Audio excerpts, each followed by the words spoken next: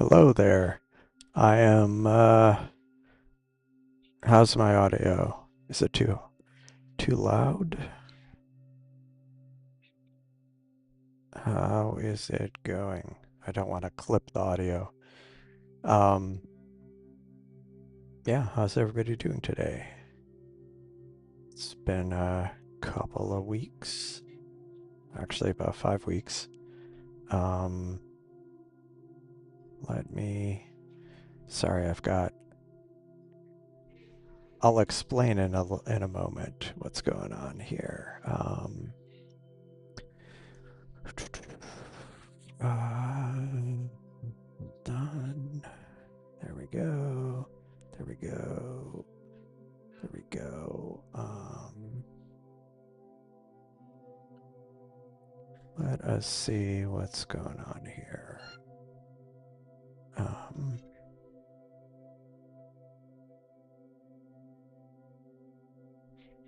cool. All right, I think that worked.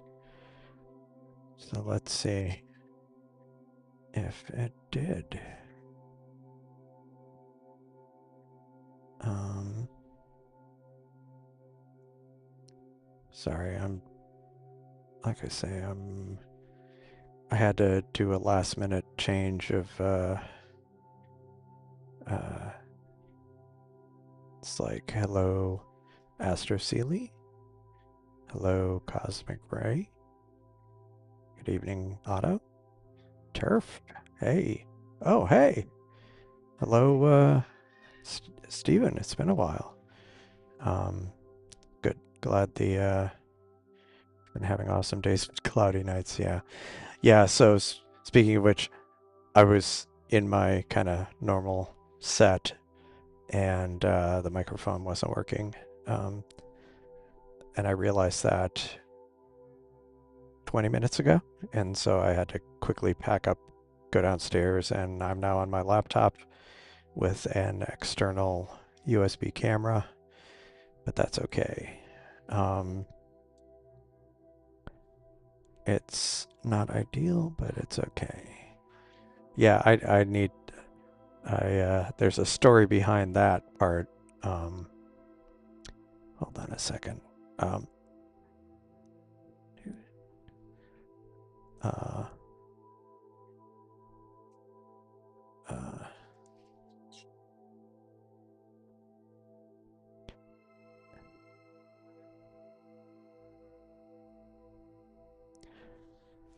uh, okay, sorry. So yeah, I am I got a new telescope recently, fairly recently. It's not brand new, but oh, good evening, Dark Shades. How's it going? Um, so yeah, I've streamed it a couple of times on Discord, but basically I have I'd gotten a new scope, but I got it used, got a great deal on it. But I had a 75 millimeter refractor. Now it's an ASCAR 130 PHQ.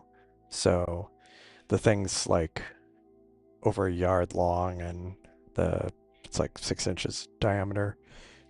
So it's quite and weighs like, with the camera on it, probably 30 pounds. So it's twice the size and like 3 or 4 times the weight of the last refractor. But tonight I have it outside. Um, like I say, this is probably only the third or fourth time I've imaged with it, and previously it was just on Discord because cloudy weather and such. But I have the um, APS-C camera on it, light pollution filter, and a focal reducer to give nice wide field. Yeah, thanks.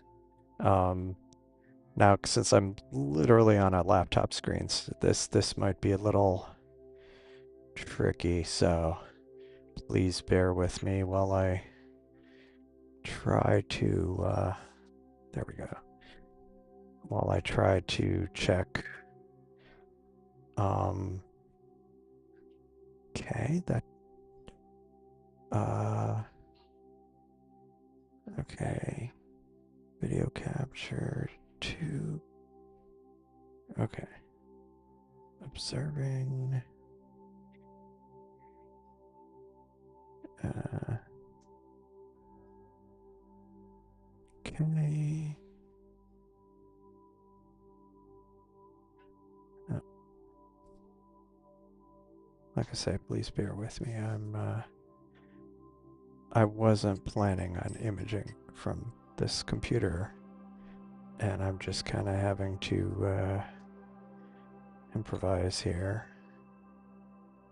Um, so basically, I have to re um, I have to rebuild the screen in OBS because the device is totally different. So let me try switching here. Oh, hey, Benji, welcome. The whole Discord group, most of us, yeah. Um, let's see. Okay. Sorry, got lost for a second there. Okay. Um, so now, actually, let me go back. I need to figure out how to add the ASI Air app on screen. Um, let's see. Let's see. I can turn that off. Ah, here we go. Here we go. I think I may have figured it out. Maybe. Let me, okay, what happened? Okay, cool.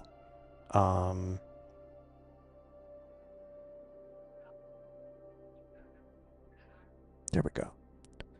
All right.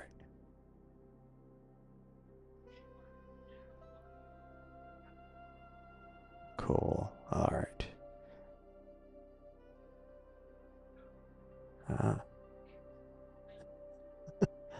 hold on. I gotta scale it down so it actually fits on the screen.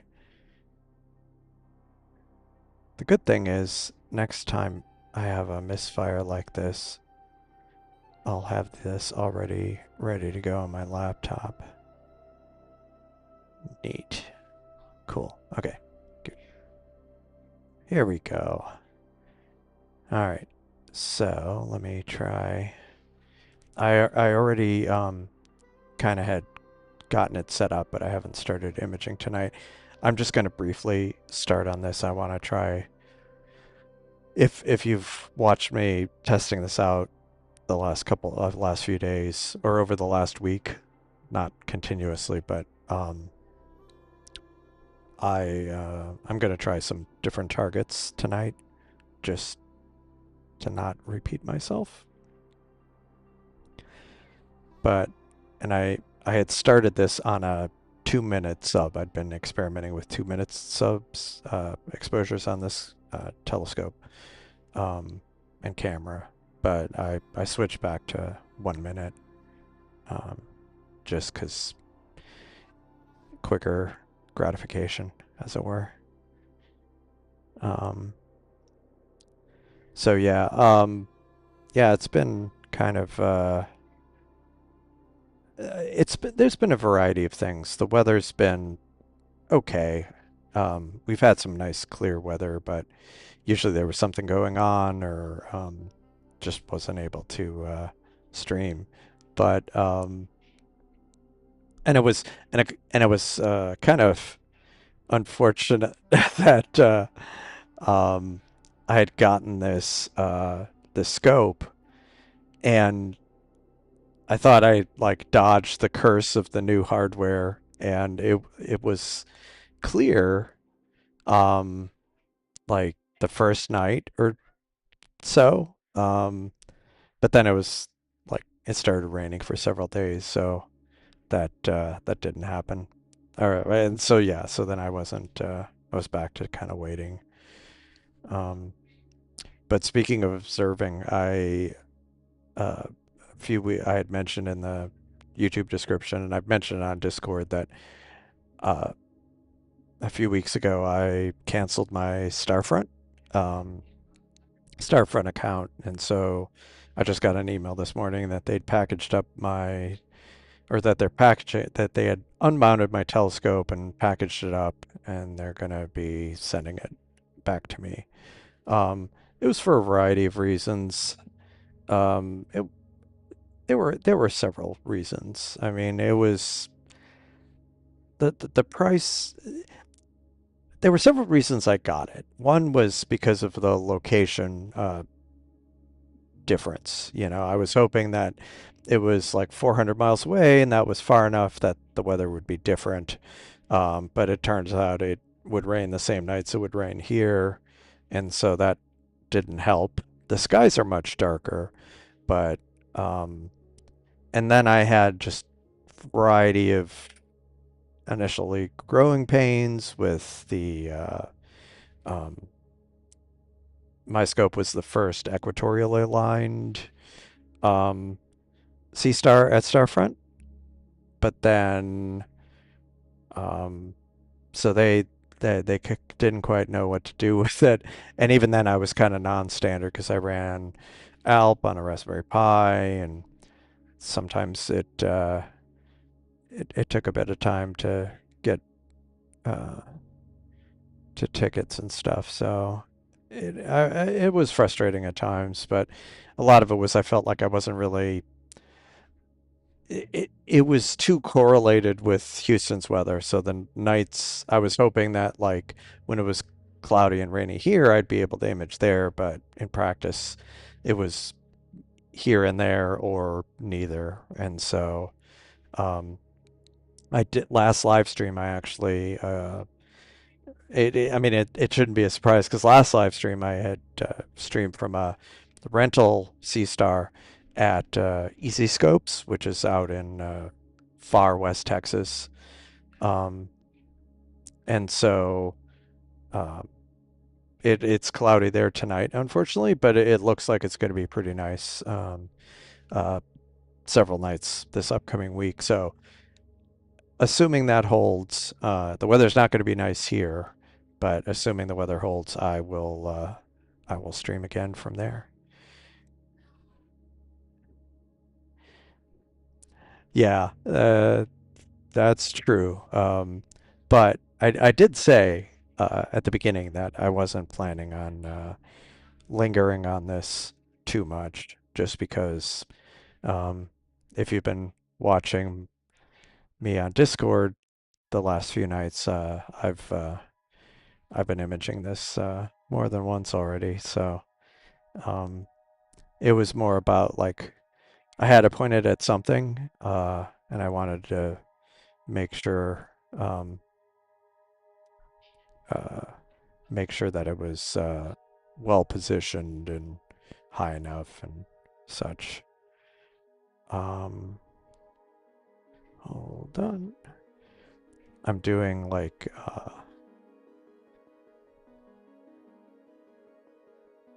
yeah, I have too many windows open. I should close some of these. Hold on.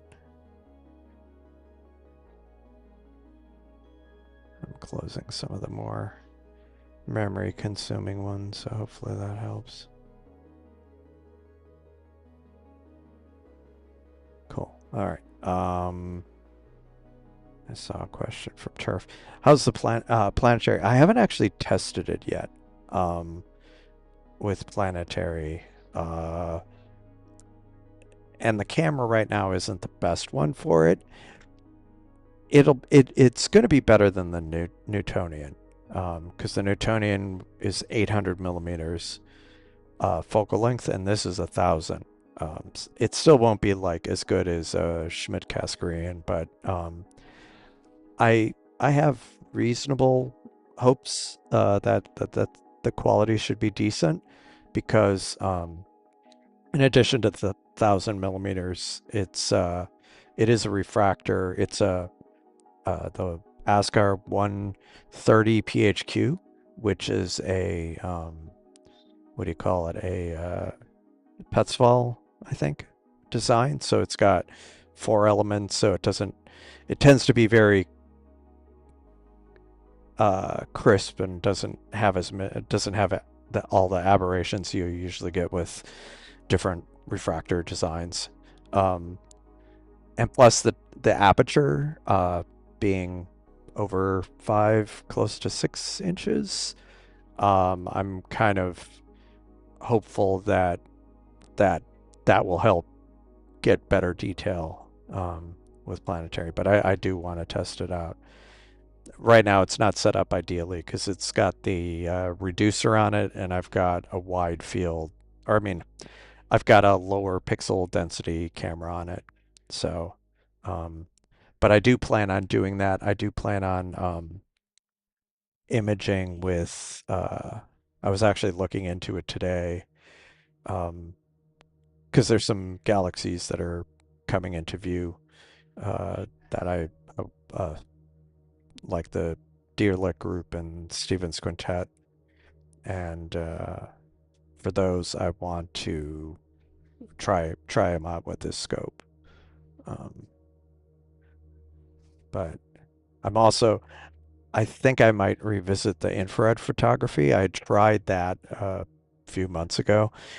The results were kind of okay, but I'm going to give another try at it. I might try actually a mono cooled camera, which I don't own yet, but I might procure one. I saw one on sale, but let's see. We're only at 7 minutes, which again, given that this is in Houston, this still not too bad getting some nebulosity. Um, but I am going to switch targets here in a moment once I figure out which one to switch to. If anybody's got suggestions, oh, hello, Mundus Finit. Welcome. Thanks for joining. I, let me see. But I do want to try some, do some planetary and some broadband targets with this scope. So far I've pretty much almost I think I've only imaged with narrowband on this scope. Uh, so let's see, what do we could try. Is that the butterfly? Maybe I'll try the butterfly. I think it's the butterfly. I'm not 100% sure if that's the actual name of it, but um yeah. So I'm going to try to stick to targets I have not imaged before with this. I mean, because mostly I've been trying to stick to some brighter ones.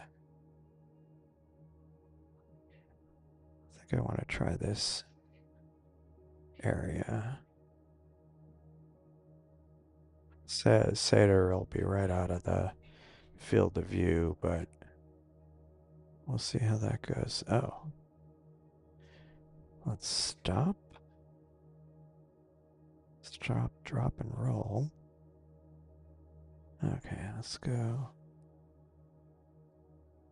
to this. Shouldn't take long to get to this. And yeah, since they will be sending back my C star, I'll be back to having 3 C stars locally. So I have one. I have an S30 sitting right here on a tripod next to me. I need to update it to the latest firmware. I got to use it a little bit with the remote scope in Big Bend out in West Texas, but yeah, but um, and there is one other place that I might end up with Um, besides, so yeah, that I'd only sent the Sea Star to Starfront, but I think going forward, I mean, I had debated sending a bigger scope um, out there, but the cost was such that I kind of went back and forth on it, and I guess for the same reasons I got frustrated with like the weather out there. I was like, do I want to send it out there, or do I go to one of the other observatories that are kind of like one of the new ones, like um, there's one in Utah, and then there's the Death Valley one that I've seen some people uh, sending their scopes out to. So, um, but I had mentioned it on Discord. I might have a different option that is coming up. It's just been too hot to think about here, but should be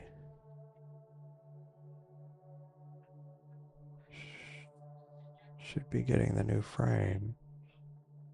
There we go. There we go. Okay, that's the first one. It's not bad for a minute. I mean, that's one nice thing is so I'm using a dual narrowband filter, that SV Bony 220, the SV 220, but it's 3 nanometers, so it really is good for light pollution here, at least for these kind of targets. Um, but uh, but yeah, they'll hopefully in the next month or two, once temperatures start dropping here, I might be I'm tentatively going to be setting up a scope um, kind of near Houston, closer to Houston, within short drive, but far enough out that the light pollution won't be too bad.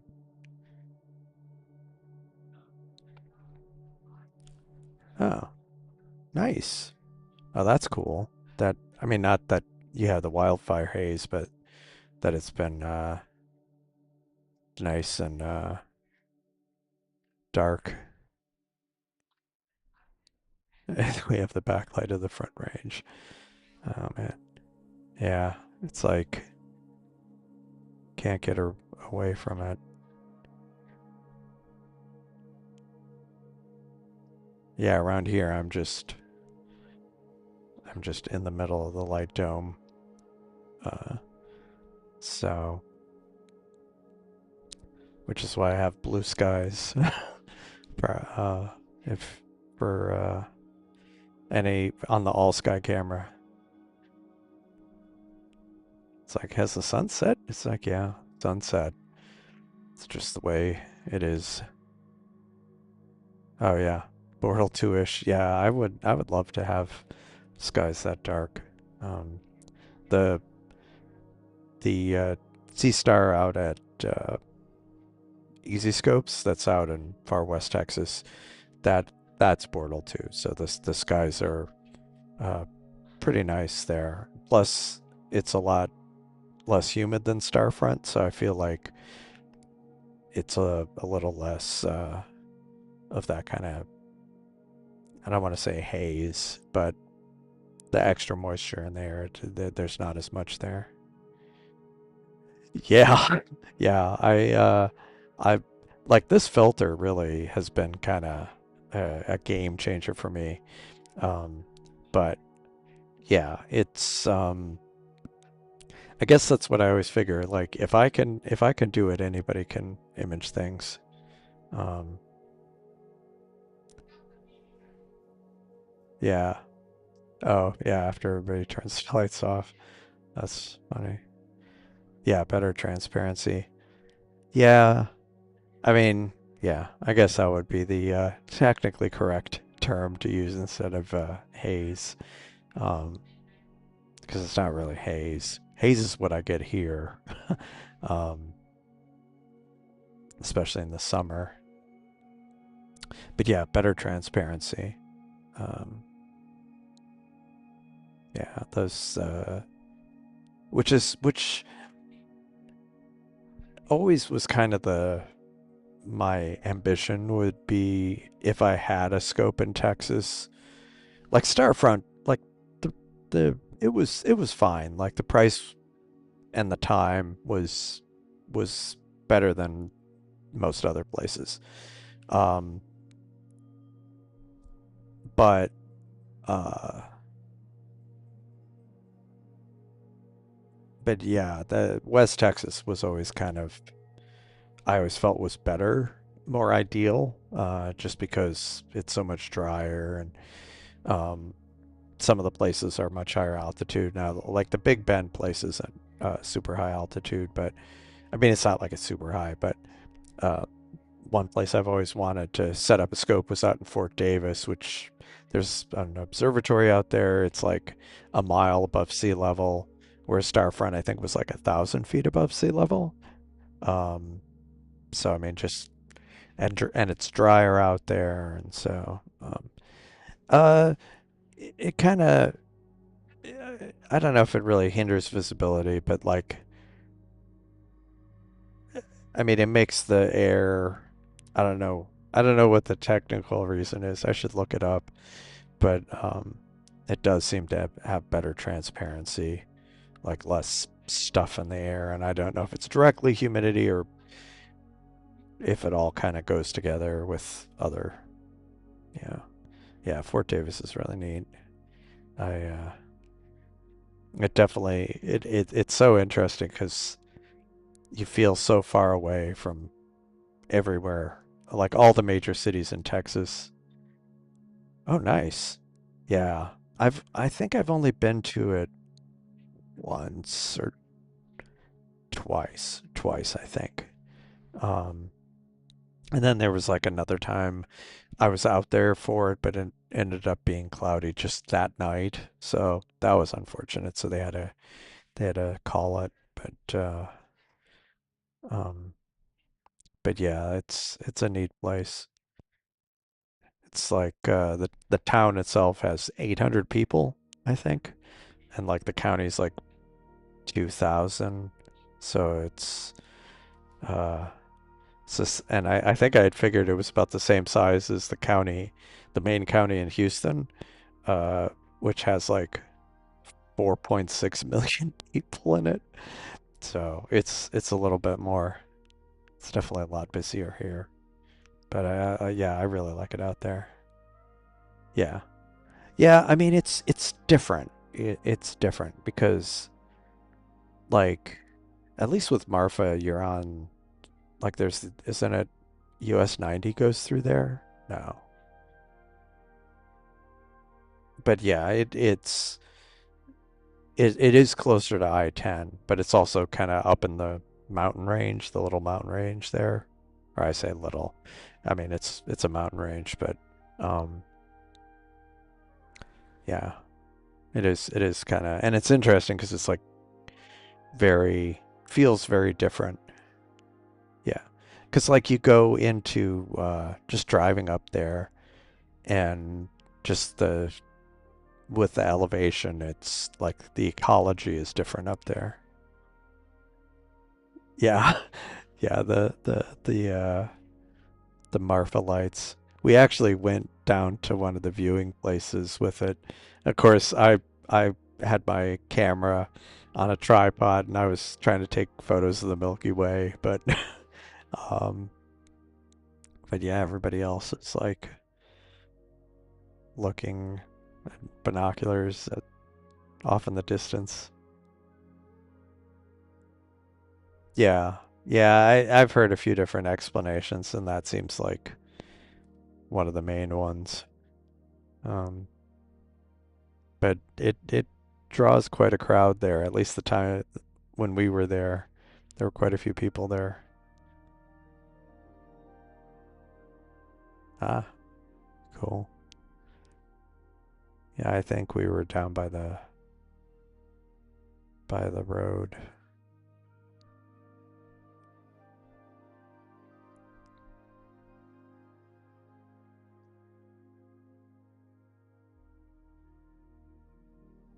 Oh, cool. No, well, of course not. I mean, 'cause that's mundane. Uh,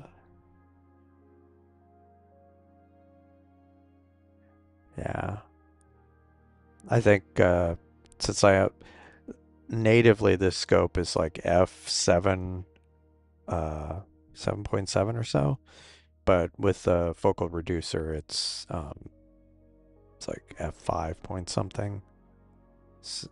But still the yeah same aperture, shorter focal length. So I'm kind of enjoying the wider field with the but it's only because I've got this ASI 2600 MC, the and which has a larger sensor.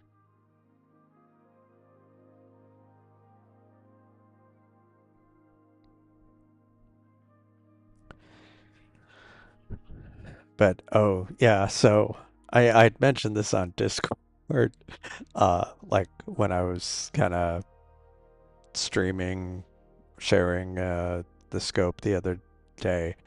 But one of the reasons why things were kind of one of the other issues I had with kind of where I usually stream from. So the weather didn't cooperate fully, and then some nights I would be busy.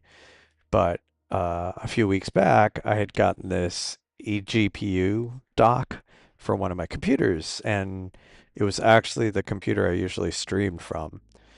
And long story short, there was some kind of short. Well, it was something I had bought new, and I wasn't actually running a GPU in it. I was running like an it's kind of a unusual network card. We won't the details aren't important, but it didn't have quite the power draw of like a GPU. But there it was the first time I was trying to use it, and I was having like these intermittent connection issues. It was very weird. Well, in retrospect, I realize why it was. There was something wrong with it, and it seems like one of the AC, an AC, one of the AC legs got shorted to a data line, um, because it ended up like I noticed this HDMI cable. It had a crimp in it, and I wasn't sure if and it started kind of like the cord started getting a little funky. So I pulled it out and it was like super hot. And in that in a series in just a few seconds, I hadn't really thought about it, and I went to plug in the I went to plug in so it was an eGPU. There some of them use Oculink, which is PCI based. And then there's ones that can also do Thunderbolt. This is one that could do Thunderbolt, so you can theoretically just plug it in, hot plug it, and I was kind of about to plug it into the computer that I stream from, and it arced. I've never seen like over a quarter-inch spark off a USB cable. I knew something was incredibly wrong, and so I like pulled the plug on everything, started disconnecting stuff. I noticed my right monitor was uh, off, so I have two monitors, or had two monitors. Realized one of them's off, and I kind of disconnected everything and kind of tried to take stock of it, and then it became clear that when it shorted, the power surge had gone through my KVM, didn't cause any problems with the keyboard and mouse, but it ended up frying one of the HDMI ports on one of my monitors. Plus, the KVM uh, kind of it that it was one of four kind of positions. It appeared to be fried because like when I unplugged all the cables from everything, it looked like it was like there were char marks on the USB cable. So I'm like, okay, that's not good. Uh, and then it kind of became, it appeared that the HDMI port on my MacBook Pro got fried. The rest of it seems okay. But then what else ended up fried? So the KVM, I don't trust it because at least one of the outputs got fried. So I pulled that out. I plugged in an HDMI cable. Like I started rebuilding things without the KVM switch over the next few days, and that monitor that had one port fried, it has like three inputs. So I put it in another a different HDMI cable in another output input, and it worked. And then suddenly I noticed it had gone off, and it wasn't powering on.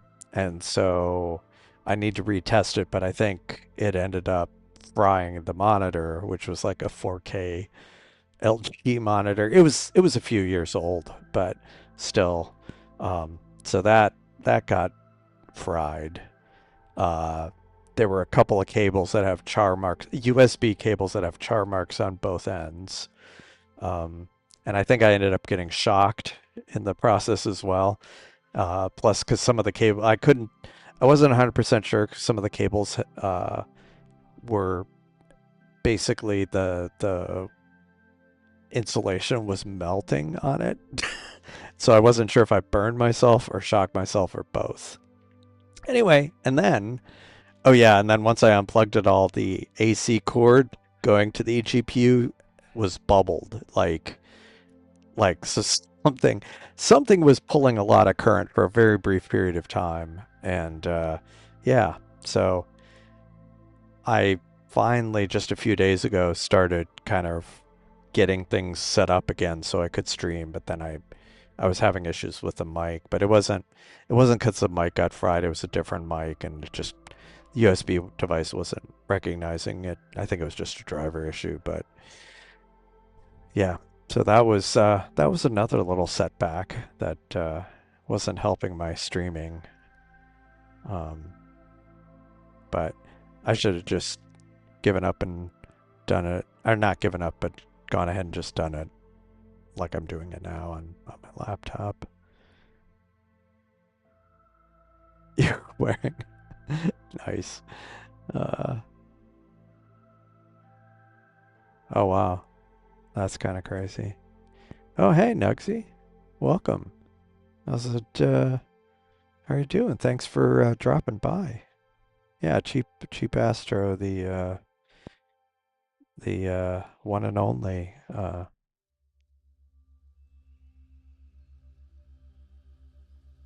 Uh, which which nebula is it? Sorry, I'm distracted. It is part of the Satyr complex. I don't know. Is this called the butterfly, or is that something? Is that somewhere else?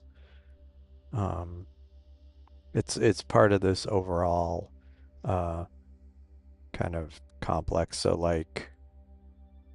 um like the North American Nebula and the Pelican are down here, and then over here by Satyr, there's like a whole bunch of nebulosity. And so I'm just kind of looking at this bit of it. So far, 17 minutes, which is not bad. It is kind of an interesting structure. It's got like there's the dark nebulosity up the middle, and then just a lot of hydrogen alpha.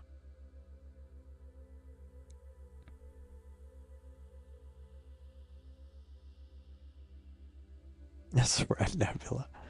No, it's not the Omega. Oh, and then this is the other little snafu with this telescope. So the mount, it's the same mount I've used previously, the Jue 17 that I got off AliExpress. But I think it was the first day I was imaging with it, because the telescope is, like I say, like over a yard long. it ended up colliding with the tripod. So I can't actually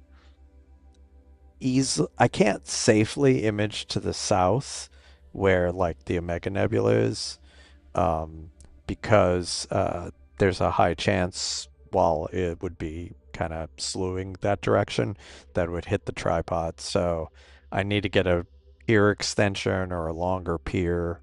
Um, so until then, I'm going to be mostly focused north with this. Yeah, it's yeah, I love that I can uh do that. Do red smears and delirium. Yeah.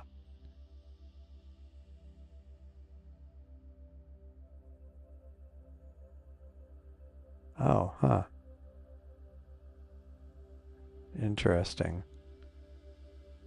Hmm.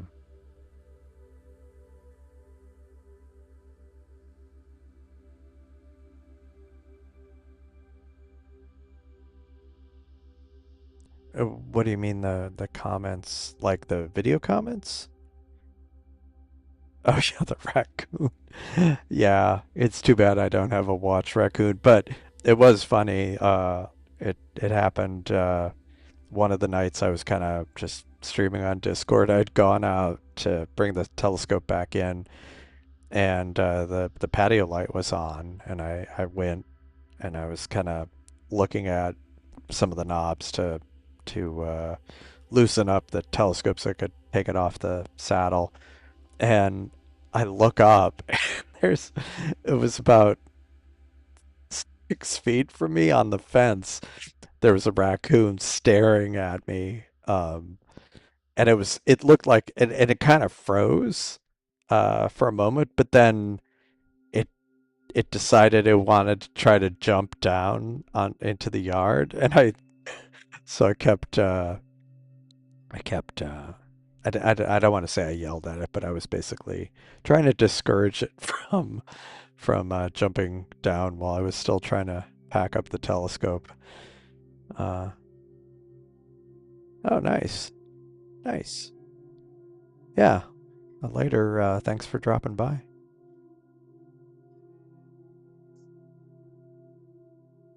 What?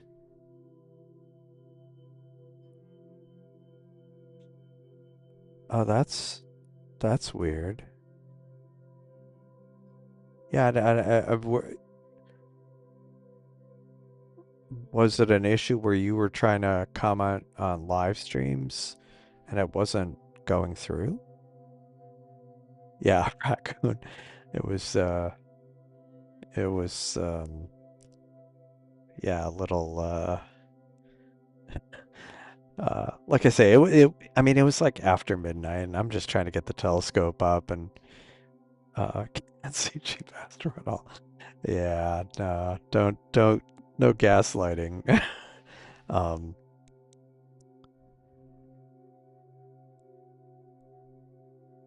oh my gosh. That's funny. A great horned owl. That would be kind of a shock. Uh that you didn't hear it and then suddenly this big bird flies at you. Um, you're being seriously. Um, yeah, they are. Oh, you can't see him in the chat, but do you see his chat messages, or am I the only ones who are seeing the chat message? Am I the only one seeing the chat messages? I mean, I'm bringing them on screen. I can see they're going on screen, but um, yeah, as far as those owls, I was kind of further west a few couple weeks ago. We the family had rented this house on the Guadalupe River, Central Texas. Anyway, I was kind of walking on the towards the house, and it went by this giant oak tree, and uh, I don't know if it was a horned owl. It was some kind of I think it was some kind of owl, and it was a very big owl. It had it landed just like 20 feet in front of me and it just completely startled me. It was still like twilight and I'm just like, yeah, that was kind of a surprise. Oh, weird. Oh, that's really weird.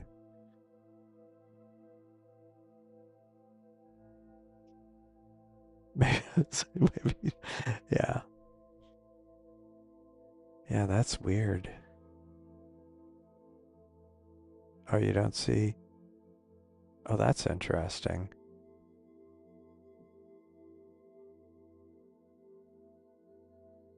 Oh, okay, that's weird. That is really weird. Yeah. No, that is incredibly weird. We should figure that out because I have like the YouTube studio view and then I have like my own custom view and for some reason I can see Cheap Astro's comments on kind of my custom view but not on the Amazon, the YouTube studio view, but that's what it sounds like you guys are seeing too. So that is weird. Yeah. Oh, on tractor tomorrow and it's 4 a.m. Yeah, get some sleep, but thanks for stopping by and I'll also see if there's some setting I have on my stream. But that's so weird because I've been seeing every one of your messages and I've been bringing them up, but when I look at the YouTube studio, I see nothing. Oh, wait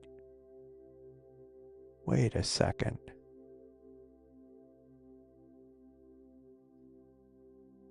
You know what? That is weird.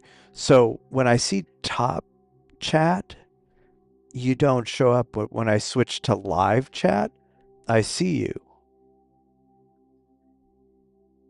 And the reason they give in YouTube is some messages such as potential spam may not be visible. Like what? That is so weird. Cause yeah, when I switch to top chat, I don't see you, but in live chat, I see you. That makes no sense.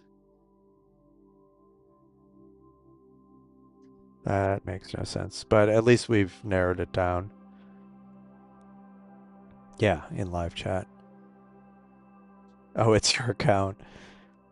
Yeah, even then, that's still weird. Potential spam. How do I show up? Yeah, that's. Oh, hello. Um, yeah, I mean, welcome, uh, Mori Hikomi. Um, yeah, no, I mean, like in my case, I've been uh doing a lot of this, and a lot of it's just kind of practice, uh, getting the gear, just using it, and then figure talking to other people and seeing what works or what I did wrong or you know, and then just kind of improving. But it's a journey. It never ends. Um, and if you look at even some of my older live streams, like some of my oldest live streams, there was definitely a lot of rough patches on some of them. But in a lot of cases, I would try to iron out the kinks before I would try to live stream it, just because I didn't want to fumble around. Um, but yeah,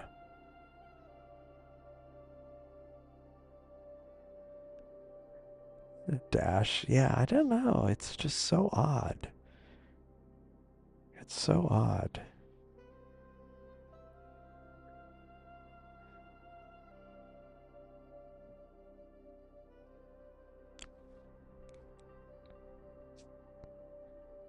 But yeah, this is looking. 27 minutes. So I might change targets here in a little bit because the results so far are pretty decent. Like all the, yeah. Yeah, I'll probably let it go to like 30 30 frames.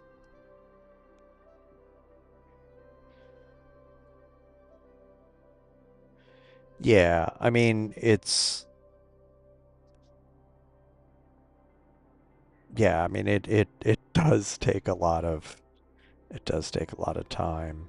Uh I mean and it depends. Like, you can just get a I mean even then you have to pick the targets, but like with the smart telescopes a lot of times you can get pretty good results with just kind of pointing at a target. Um but yeah, it's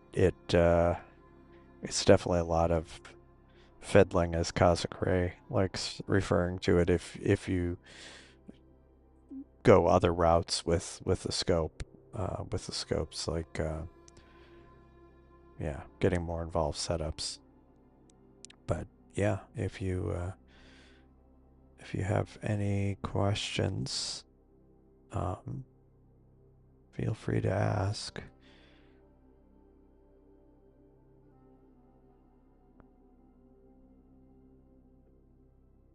And I am really bad about promoting. Um,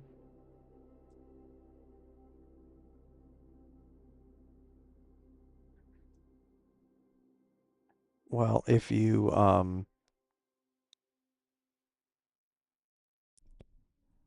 if you have any, I posted a link to the Discord server we have. So if you want to kind of just talk about astronomy or uh, ask questions about gear, I mean, I do that plenty. Um, actually, this telescope itself was listed for sale on Cloudy Nights, the astro astronomy astrophotography uh, forum, cloudynights.com, and it was listed. And I don't look at the marketplace there, but someone on the Discord server, Dark Shades actually, uh, kind of mentioned it to me because it was actually in the Houston area, like half an hour from where I live. And so I went and met the guy, bought the scope, and um, he was, I think, downsizing or gonna move, and so I got a pretty good deal on it. And um, but yeah, so like just random things like that of like, oh hey, this is a cool scope, and it's near you, so I went and I kind of agonized over it, but for about a couple hours. Because I'm like, oh, I wasn't gonna get another scope, and but then yeah, I couldn't pass it up.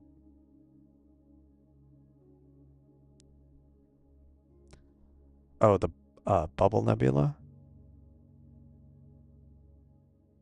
Yeah, no problem.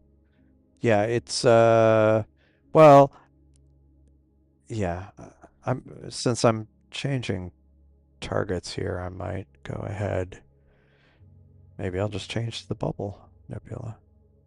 And I was gonna change targets around half an hour anyway, so um let's try the bubble nebula.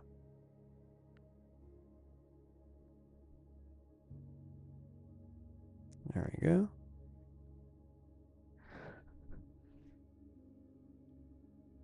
Now, so and this is the software I'm using here is just the ASI Air. Um, and like Kazakray said, it's NGC. 7635 emission nebula. So if we go look at where it is, so it's down here. So I'm up here. I mean, I've been imaging up here in Cygnus, and Bubble Nebula is down here, kind of near Cassiopeia. Did I? Yeah, there we go. See, there's the bubble, and it's near the lobster. So maybe I'll try to get part of the lobster and the bubble. Um, let's try that.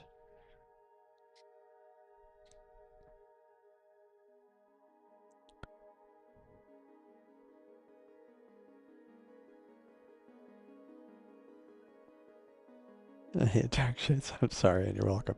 Yeah, no, I mean, I'm glad I bought it. Like the I can't say I really felt buyer's remorse about it. Um, I've been quite happy with it. I shot.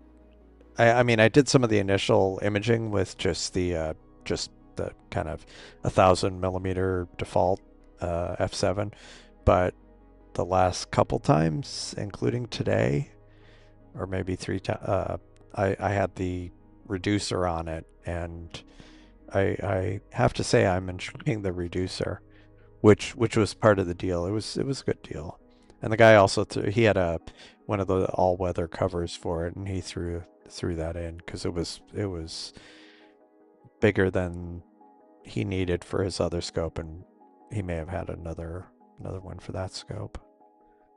So let's start imaging this. But yeah, so this is the bubble and lobster claw nebula. I think I said lobster, but it's the lobster claw, which you can kind of see. Uh, but yeah, it's down here, or down here. It's much further towards the Polaris. It's like over here, I think.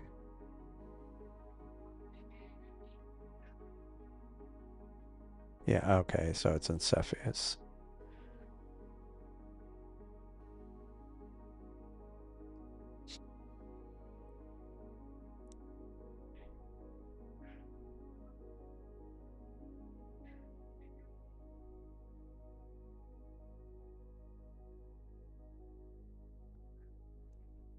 You could use your Astrofinder cards. Yeah, I remember having like a star atlas, and then like the little circular things to kind of for very to see what was above the horizon. Um, just because, yeah, wasn't computerized or anything. Although I did buy this book a long time ago. It was astronomy, kind of astronomy related programs and algorithms in BASIC on an Apple II, which was not at all a long time ago. But I ended up entering and debugging one of the programs, and I showed it off to one of my teachers. They were quite impressed that doing a solar system simulator on an Apple II, um, and like probably what was it, 640 by 480 or 320 by 240 resolution. Um, but yeah, you wouldn't lug one of those out to the field. You do paper charts. um, okay, yeah, here. Already got some of the bubble. So right there. And then here's some of the claw. I mean, this is just with 2 minutes on it, so it'll take a little bit more for it to fill in.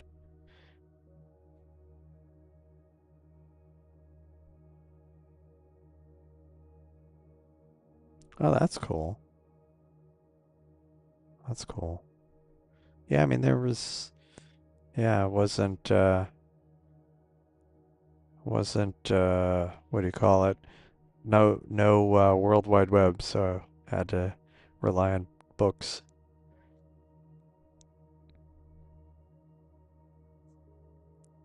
Nice.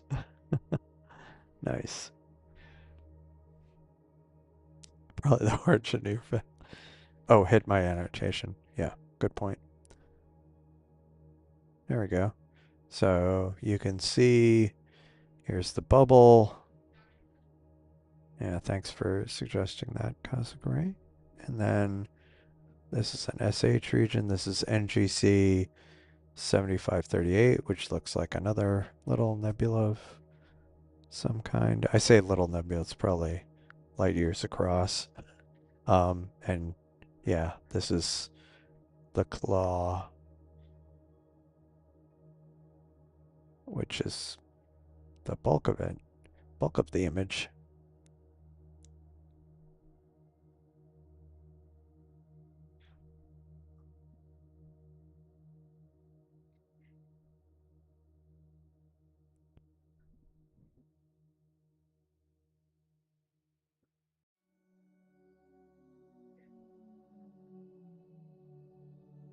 Bubbles, it's already got the bubble going there. It's a very interesting nebula, just kind of, yeah, just visually looks, besides the fact it's spherical and kind of looks like a bubble, it's just, it's, it's a neat looking one.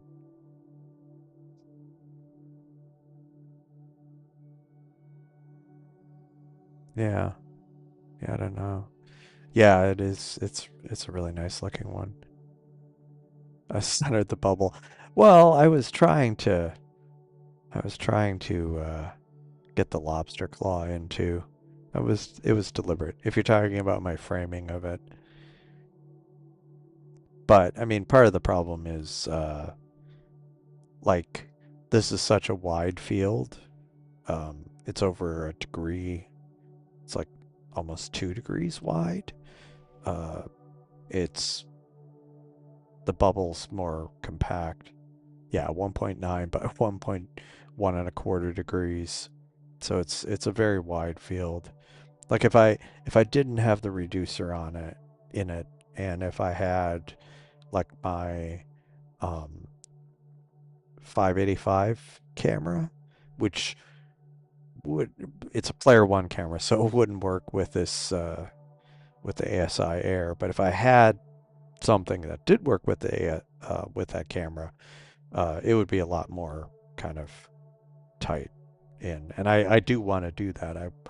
I'm kind of getting hooked on these wide fields, and I do want to before I kind of switch back to not having the reducer on it. I do want to try to image some things to the south, but I think I might have to sit outside and do it, and I don't know if I'll be able to do it on a live stream because I don't want the scope to run into the tripod. Um,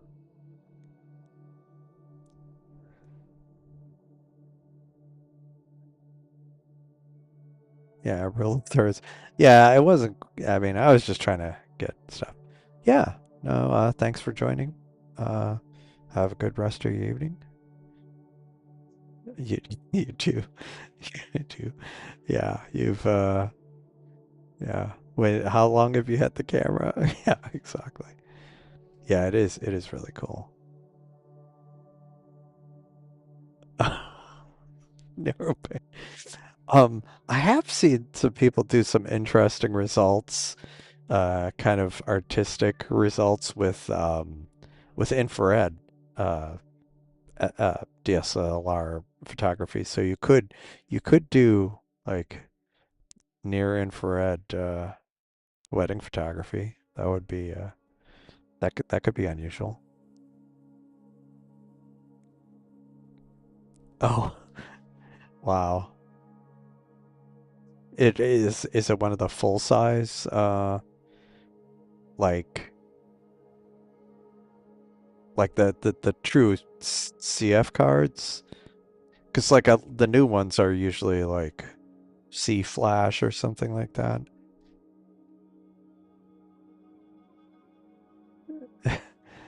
Been years. Um,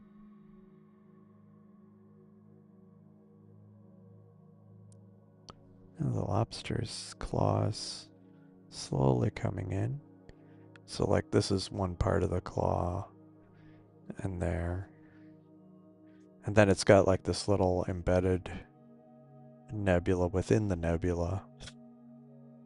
So many nebulas.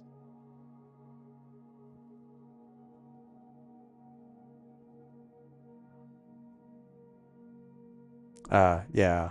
Yeah, it's probably Ash Cube. That's funny.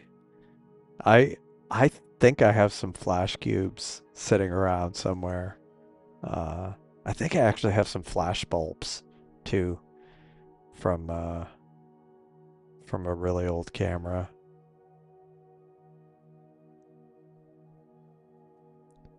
But yeah, we had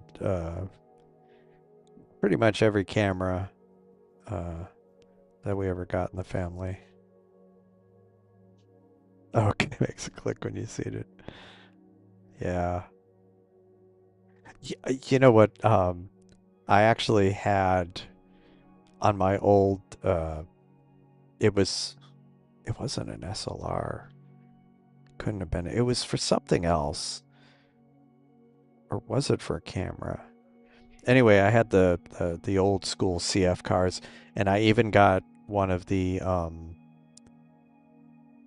CF mini hard drives that or the ones that are that form factor, but it was like a miniature hard drive. I think it was an IBM drive. It was the craziest thing to squeeze a hard drive into that form factor.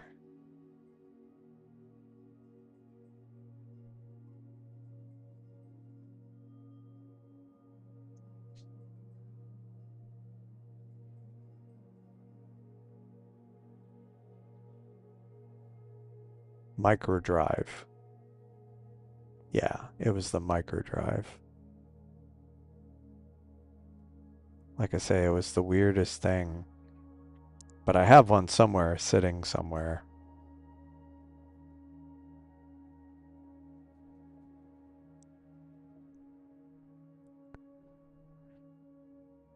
1 gigabyte. An entire gigabyte.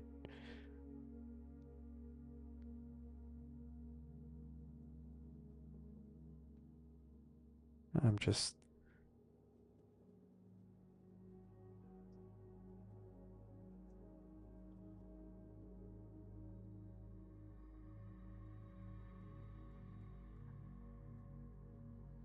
Yeah, 1 gigabyte in 2000. That was. Uh,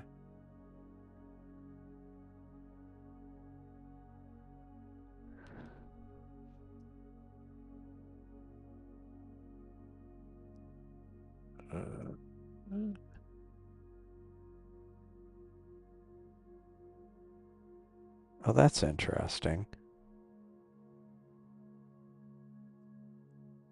Yeah, I wonder if it would be possible to like fix it.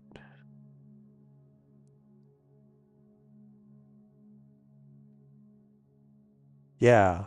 Yeah, I mean the fact that they had a gigabyte in a CF form factor hard drive, it was kind of I mean that was part of the reason why I got it. It was also because it was high capacity for that form factor, but also I kind of like the novelty of having like a miniature hard drive. I think I did use it in this Kodak um yeah, because it would have been around the same time. It was in the early 2000 I bought this Kodak digital camera, really low resolution. The thing took like 30 seconds to boot up before you could take a photo, and it burned through batteries like crazy. But it's funny. I look at old images on my in my Apple Photos, and some of the earliest digital ones I have are from that camera. they're not terrible. Um, but yeah, with a gigabyte, I don't even know how many photos I could take. Probably thousands. um,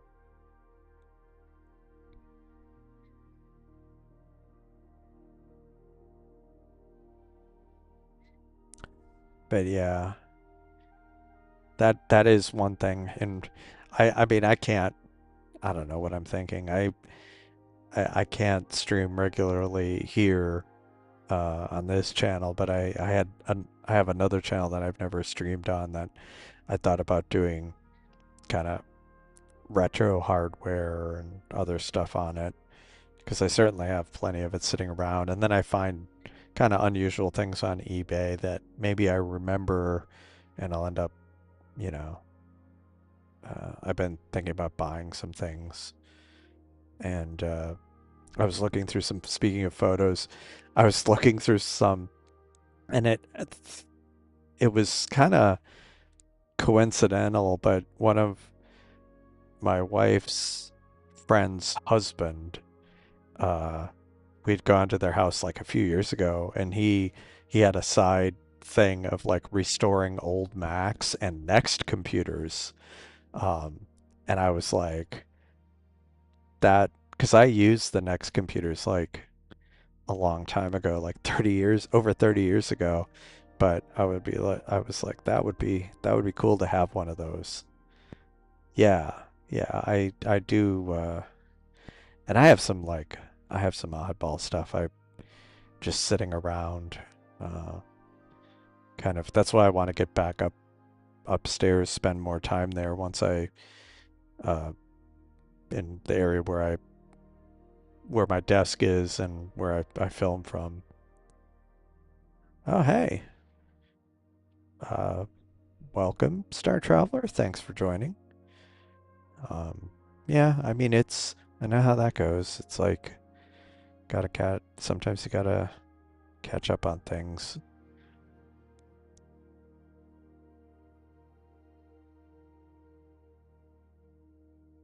98%, 97.5. Uh, oh, hello, is it Derorps? Oberst? How's it going? Um,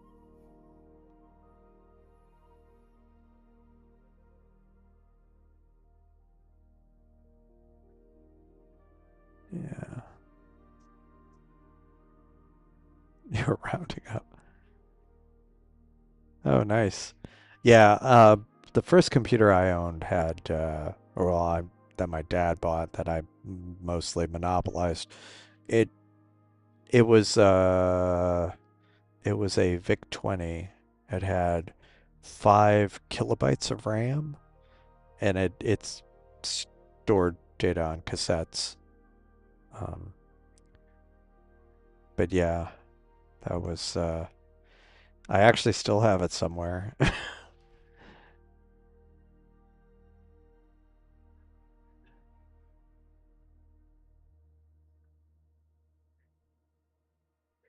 Right? Um,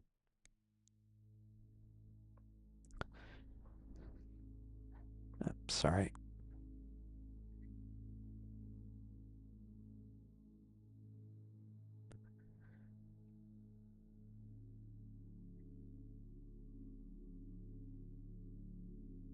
Yeah, definitely can see a lot more of the claw coming in. The bubbles looking pretty good. Like I say, it's just such an unusual, such an interesting structure. It really does look like a bubble. And this little one over here, NGC 7538. And something really faint here that I'm probably need to image for a lot longer to get it. But yeah, you can definitely start seeing more of the lobster claw.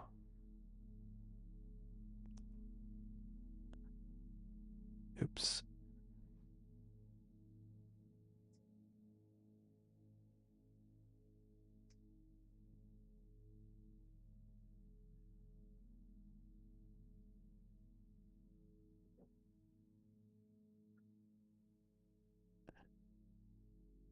Just trying to increase the contrast just a little bit, but I'll just set it back to auto. I also like this little kind of nebula within the nebula.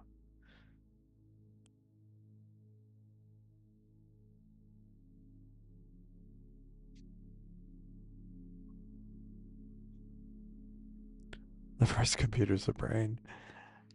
Um,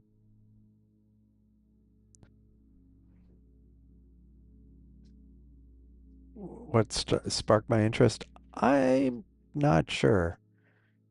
I mean, 'cause it was such a long time ago. Um,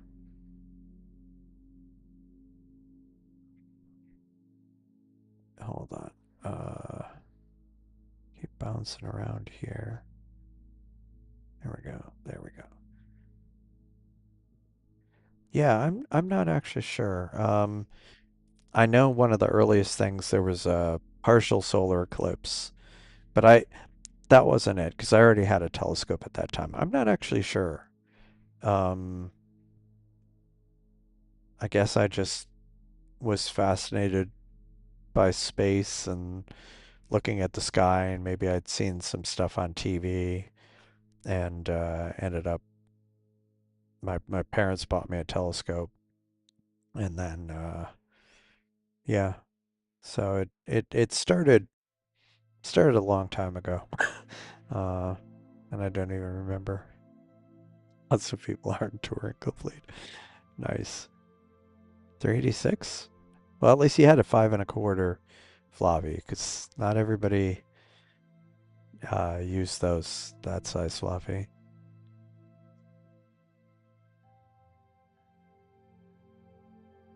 I didn't get to Mars, so no people on board. Yeah, because Stone's spreadsheet.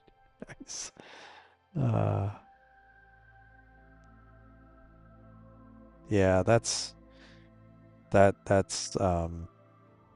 yeah, I am looking forward to some of the winter sky, but I'm trying to take advantage of as many of these while I can, because especially for my house, there's the amount of clear the amount of the sky I can see is fairly constrained, so I uh, I have to image what I can.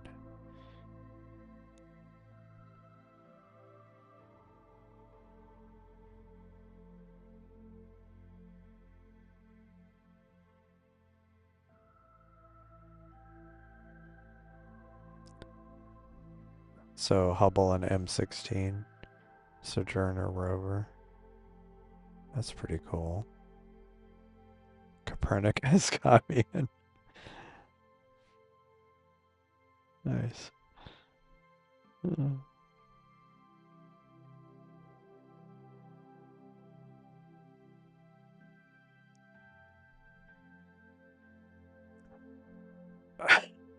Uh, Ouch. Um, yeah, I did have I did have a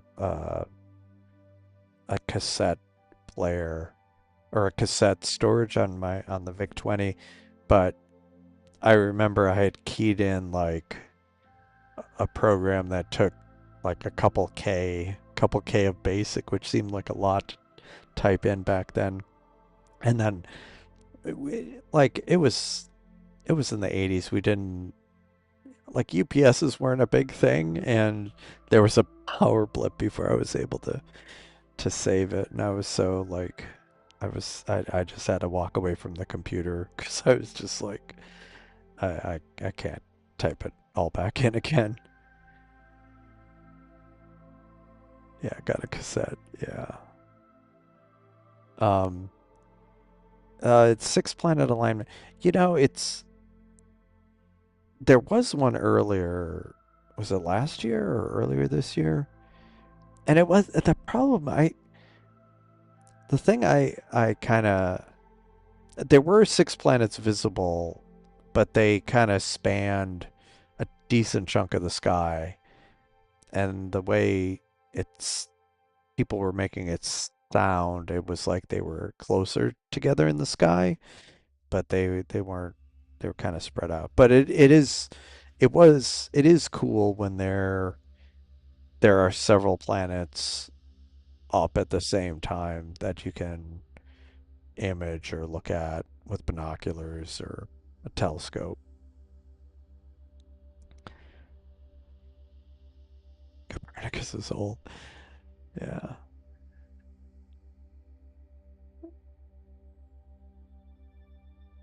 Six brain cell alignment.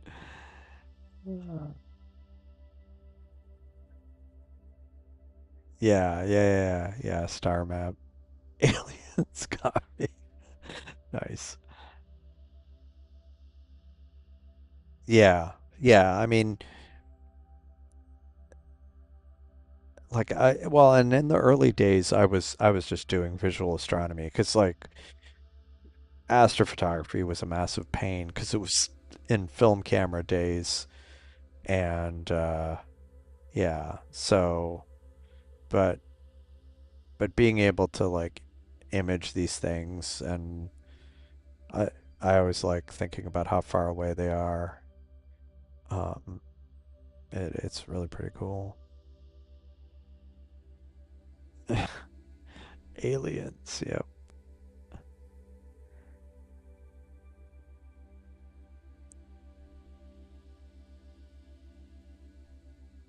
Oh, nice. Yeah, I like I say, I started with it, but then I started like yeah, I ended up subscribing to like Sky and Telescope and Astronomy magazine back in the day, and I joined the local astronomy club and like would read astronomy books and stuff. So I really got into it for quite a while. Um,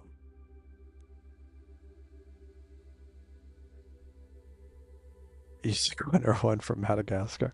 Um, this is mine in the backyard um, in Houston. I the one I was doing in it wasn't Madagascar. It was Zimbabwe. It was a it was kind of a loner scope, uh, and the guy kind of alluded to the fact he might let me use it again, um, which I will definitely live stream that because that was really cool imaging from the southern hemisphere.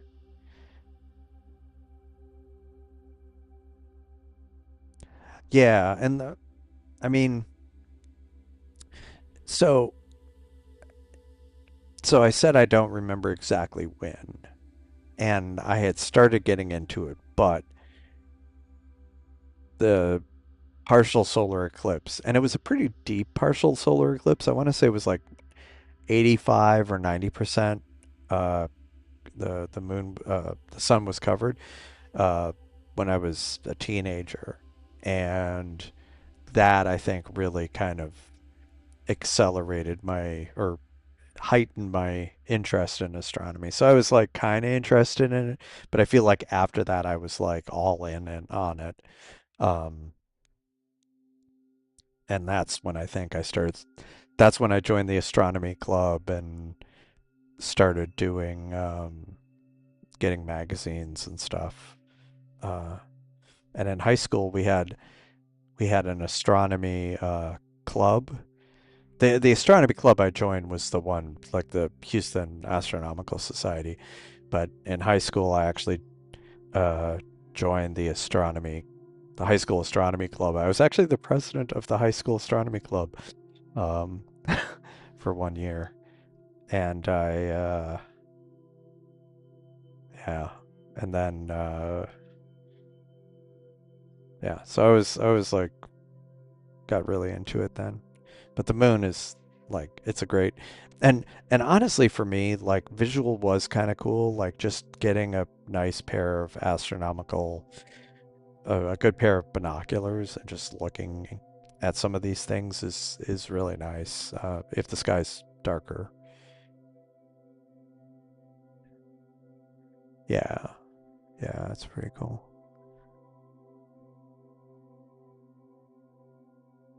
Vega only 126 light years away. Yeah.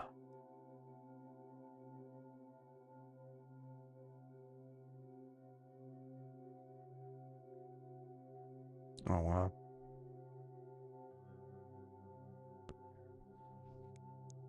Yeah, Vega's a pretty bright star.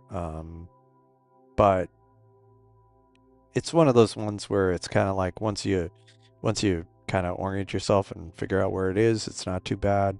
But yeah, I mean, if I were to just walk out cold and be like, I don't know, it's one of the bright stars in the sky. Yeah, thinking about. Oh, hello. Nice. How far should you go to I mean, I'm doing like what I'm imaging here. I'm like in the middle of Houston. And a lot of times I image uh with my C star in Houston. You just have to kind of like some things are going to be really hard to image, but like you can image a lot of things with either the a lot of time or the right filters. Um, but yeah, what I mean, West Texas, it's I wouldn't necessarily go to I would go to Fort Davis, not Big Bend necessarily. Although if you're into camping, it's Big Bend's a neat place to camp. Um, but like the Houston Astronomical Society, they have a site that's about 80 miles out of Houston, and it's pretty reasonably dark there. But like you're not going to get like the super dark skies, but it'll be good enough. I mean, where you can see the Milky Way and stuff. Um, like you don't have to go all the way to West Texas to see that.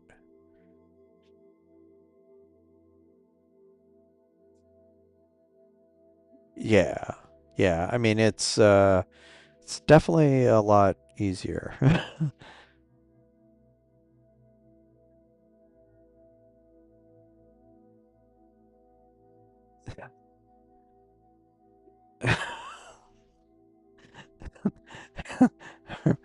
Are we are we brothers?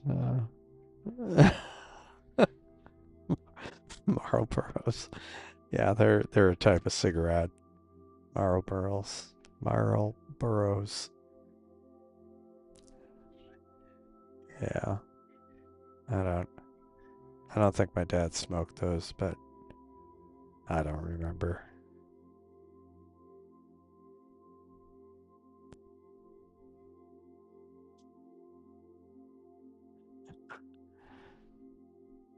Yeah. Anyway. Yeah, Marlboros.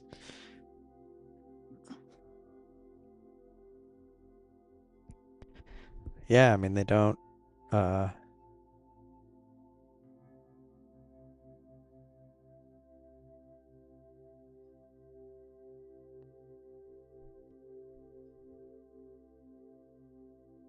look at something cool. Well, I mean we're looking at the if you're talking about this, we're looking at the Bubble Nebula here, which is kind of neat, and then Lobster Claw Nebula. But to be fair, I do tend to change targets about every 30 minutes, so we're right around that point. So might let it go just a little bit longer, and then I'll pick something else.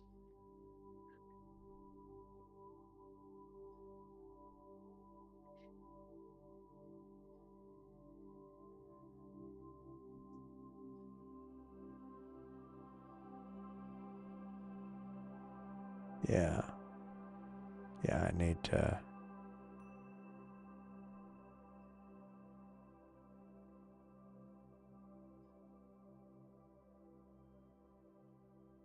Um, yeah, I mean the Pleiades isn't up right now. No, it's I mean the Pleiades are Um, they're really bright. I mean, you can see them with your eye. Even I can see some of them with my eye in Houston. Uh, and if where you are is darker, and even a little bit, you can see it with your eye. It looks like kind of a little dipper, um, of stars, but uh, but yeah, it's so it's easy, and you can see them. They look neat in binoculars or with just about any telescope, really.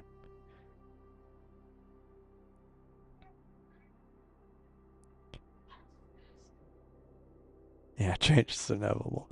Yeah, stars are everywhere. Yeah. Yeah, I mean it's I always think of it as more of a winter um, constellation. So in the next few months it'll be more visible,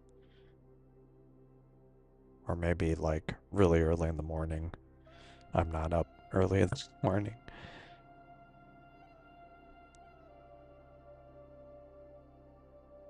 Yeah.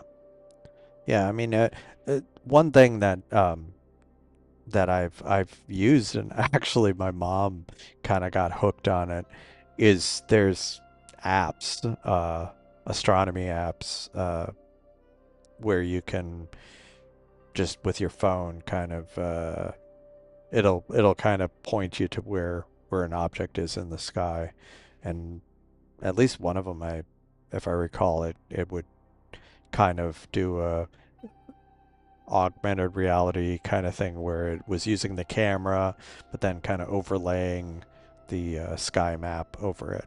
Um, I used one or two of them, and but I know my mom was always she was enjoying it.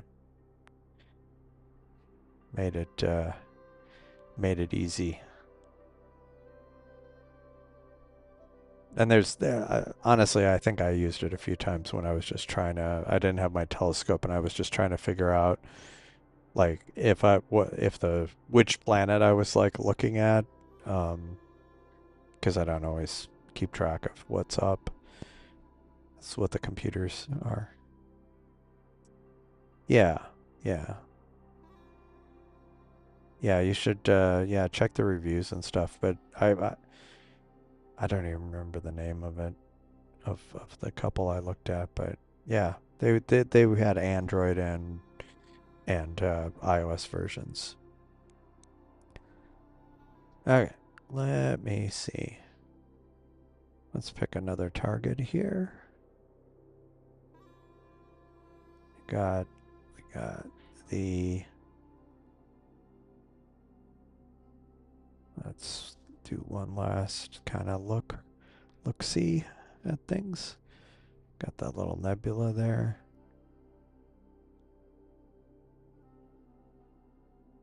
And actually, let me. Okay. Man, that thing must be really faint. Or maybe it's just my skies. It's too low contrast. And then the bubble looking very bubbly. And then the lobster claw.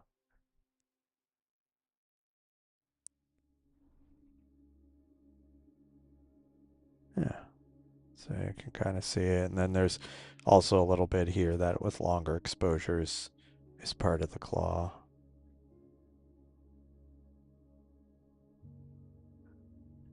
All right.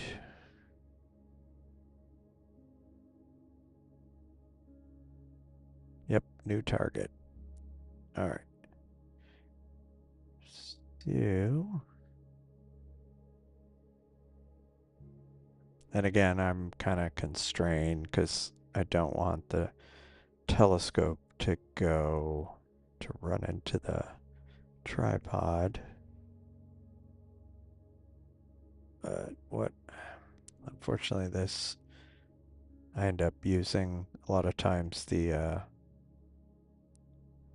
I use Stellarium on my computer sometimes to figure out things. All right, so we were looking at the bubble. Um, I could try the Cave Nebula or the Wizard Nebula. Have I done the Cave Nebula? I don't know if that's too faint.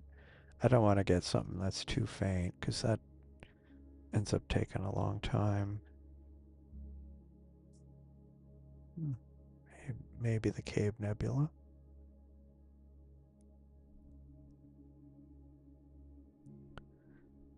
Yeah, let's try the Cave Nebula. Unless unless somebody has another suggestion. Come on, Adam. Yeah, I gotta move it a bit lot further than that.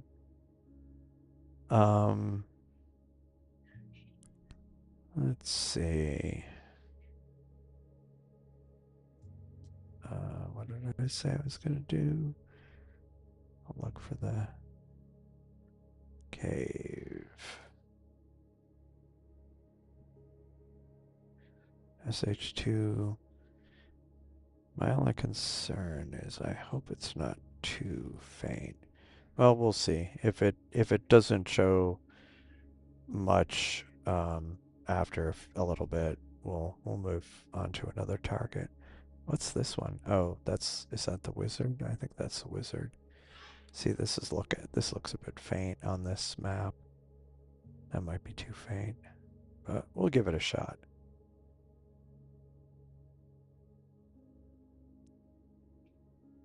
Have I tried taking pictures of the sun? Yes. Not with this telescope, but yeah, I mean, I've done that quite a bit. Um, you just have to be careful. Um,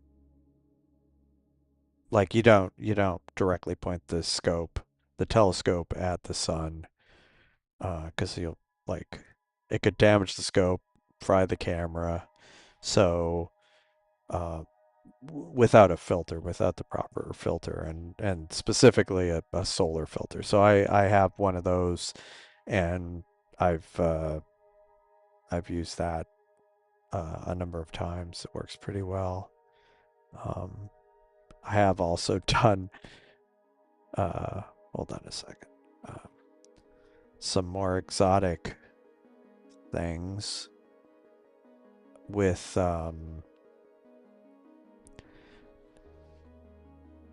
so with a just a plain filter, you can get um, white light images of the sun. So you'll see the sunspots, you'll see some of the kind of granulation of the sun's surface, um, but you won't see like um, kind of the things a lot of people think of when they see images of the sun, like the prominences, like the big arcs going off of it, um, or arches of kind of light plasma. But but I if you have I say more exotic, so like it, there are telescopes that you can buy that let you image that kind of stuff. But I've done that. I got like the cheapest one they have, uh, or that was made that can do that. So I've done that kind of imaging of the sun, but then also a lot of white light.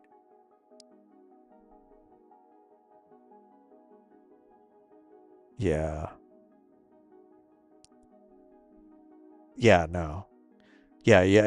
You don't want to fry, um, but even the scope itself, yeah, this is faint. I think I might bail on this. This might be, yeah, you'll only do it once. Yeah, it would not be, it's definitely not advisable. But even if you're like, I mean, there's so many things that can go wrong with it. Like, if you don't have the filter, and the other thing is when you have like a telescope pointing at the sun, even you put the filter on the in front of the like the lens, so basically not at the end because the heat gets concentrated and would burn through it might burn through the filter. If it's a glass filter, it would crack it. So you put it on the front end, but even then you have to make sure that it's secure because like you wouldn't want it to fall off if you have a camera, imaging it. Um, I this used to make me more nervous, but once I did it a few times and made really sure that the filter was secure.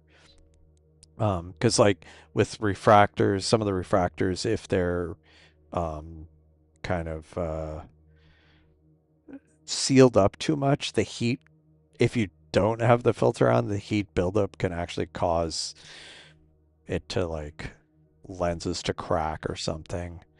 Um, and of course, the concentrated sunlight on the uh, on the sensor would could burn a hole or etch it.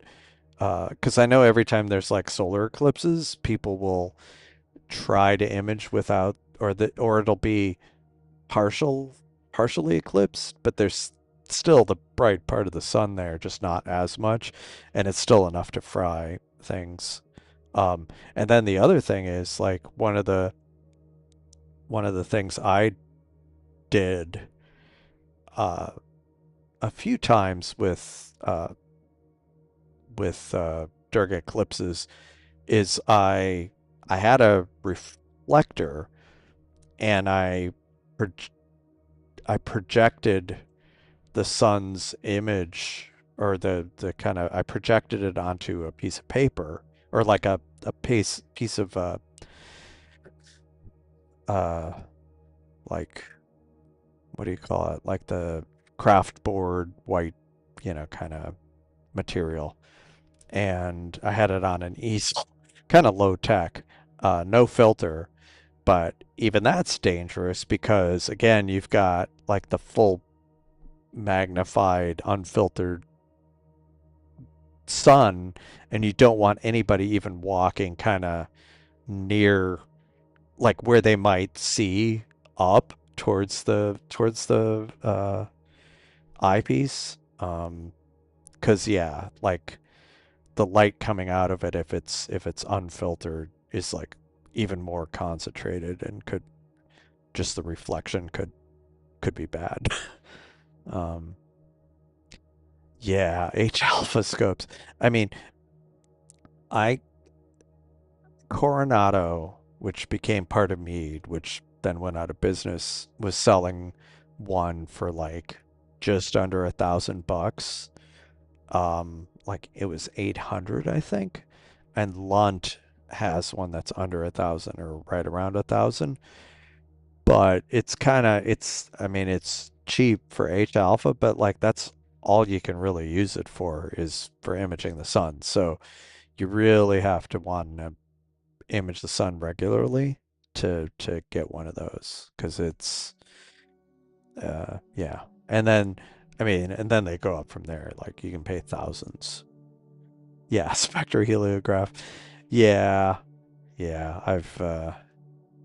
And then there's that too, which we won't talk about that for now. Yeah, fiddling. Yeah, it's like watching. Yeah, so you have to be really careful with when you're doing solar photography.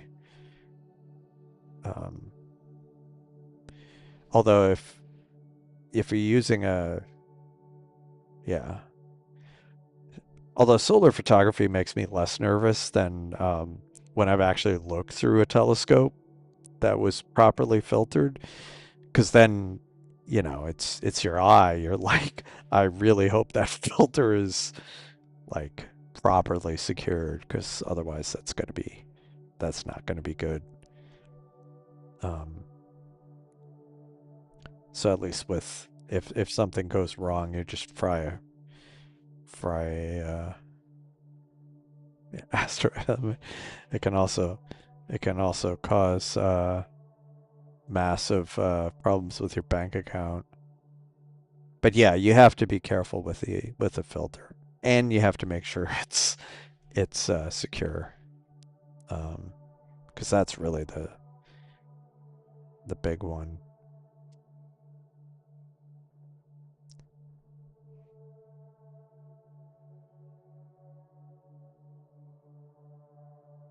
Magnetic reaction. But yeah, if with things like hydrogen alpha, like with white light, you're not going to be able to image. I mean, you could get sunspots, but you're not going to get kind of all the other activity. For that, you need either hydrogen alpha scope or spectroheliograph, um, which those you can you can do all kinds of things with them. Yeah, light pollution. Yeah. Yeah. Yeah, it doesn't work out well for the ants usually.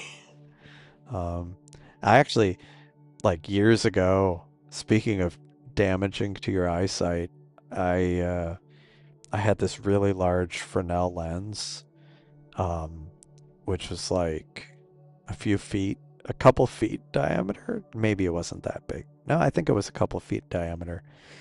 And yeah, I like used it to like etch two by fours.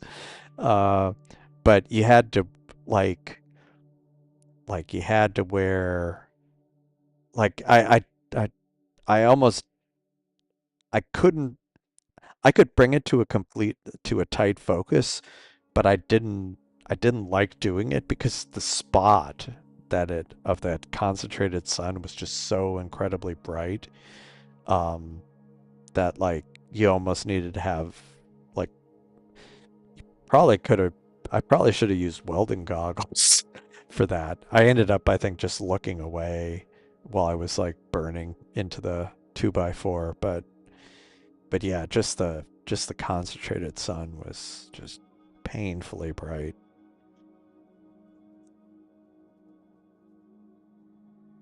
Yeah, yeah, they really do pretty well. $53,000 lens, yeah. Safety squints.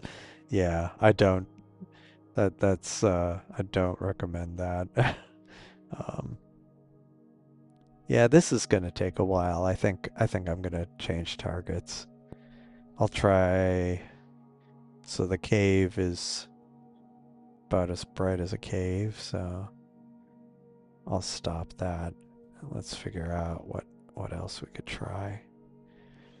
Maybe I go to the wizard. Is that the wizard?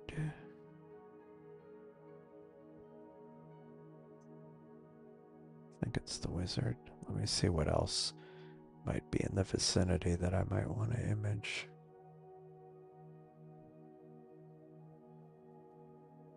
Oh, wait.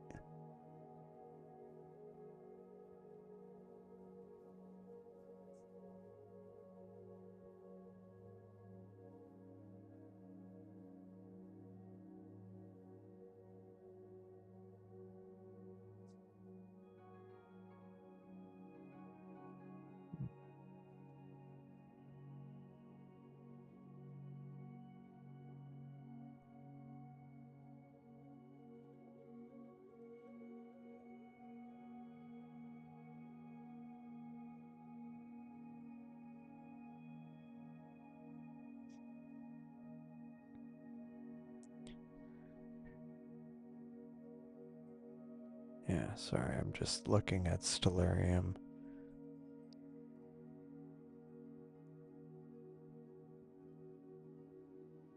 Yeah, let me do the wizard. We'll just do this. Give it a try for a few minutes.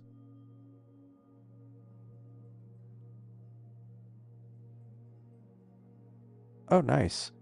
Um, I haven't been there at night. I did go out there a long time ago. I'm not going to say how long ago I went out there, but I did go out there.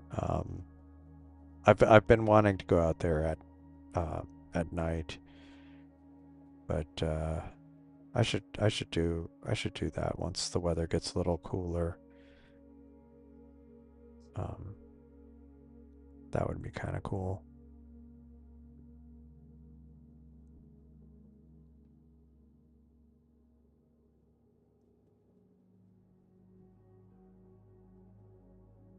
Right. We'll see. I mean, this should be a lot brighter. And I'll image this for a bit, and then I'm gonna do one more target, I think, tonight.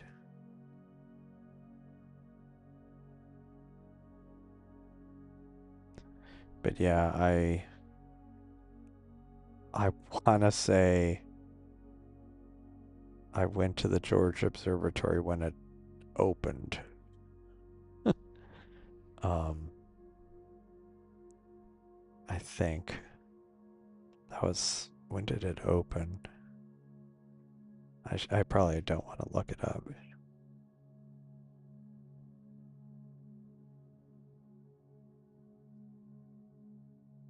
Uh,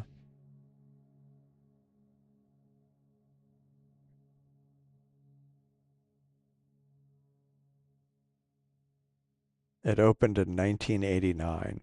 So yeah, I that was that was I went there then. Um,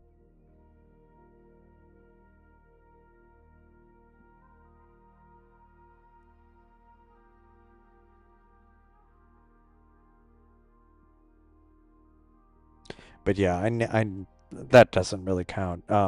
But yeah, I've been wanting to go there. Maybe take the kids. Um, that's a great question. Almost. Um, one of my projects that I'd been working on for the like I have a lot of like coding projects I work on because I do a lot of that.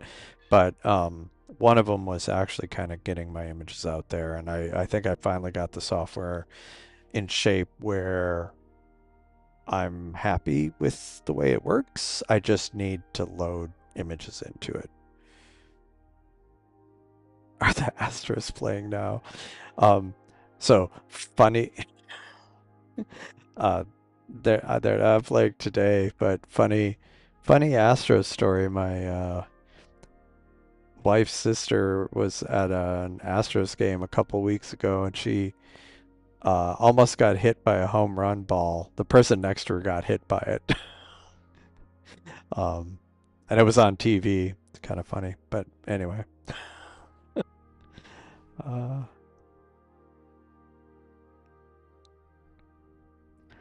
I have random stories.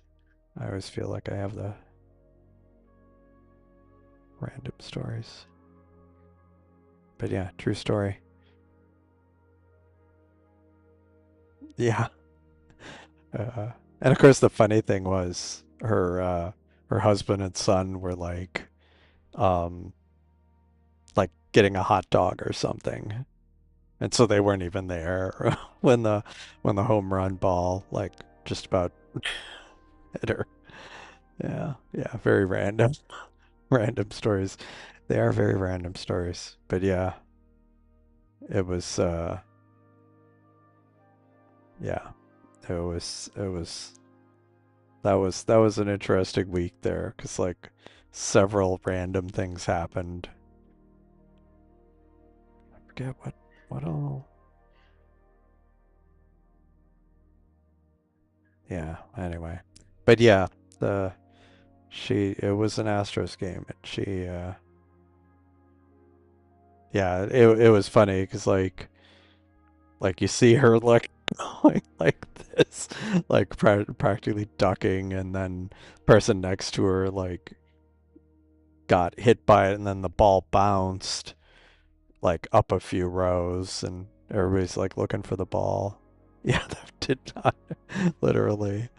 Yep, it was kind of funny. Well, actually, that week there were three bad things that happened. Um, I don't even remember all of them, but like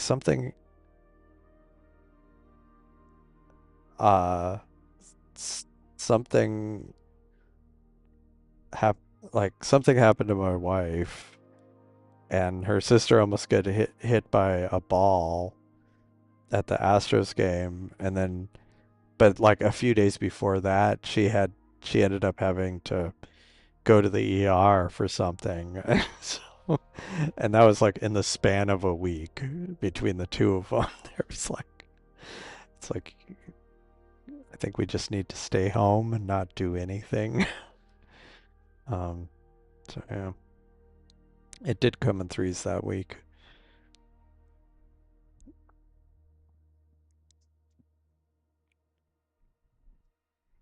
But yeah, it was funny because like funny, not funny because it was like 4 days after she had gone to the ER. She goes to this Astro game and almost gets hit by a and she was like, I mean, it was a home run. Like it was like way back. And yeah, she it's kind of like when that happened, I'm like, she just needs to stay home. um, because yeah. Anyway,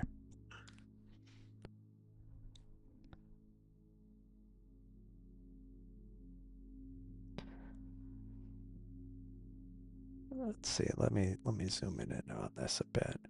So this is the wizard. 5 minutes. That's not bad. Again, from Bortle 9000 here in the middle of Houston.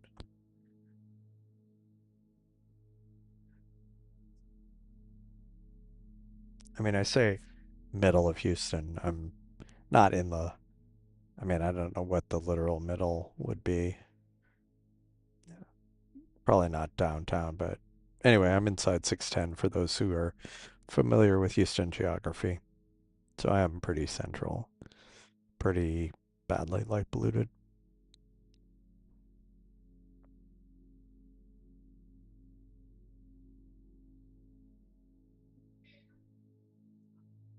Yeah, I can laugh. Yeah,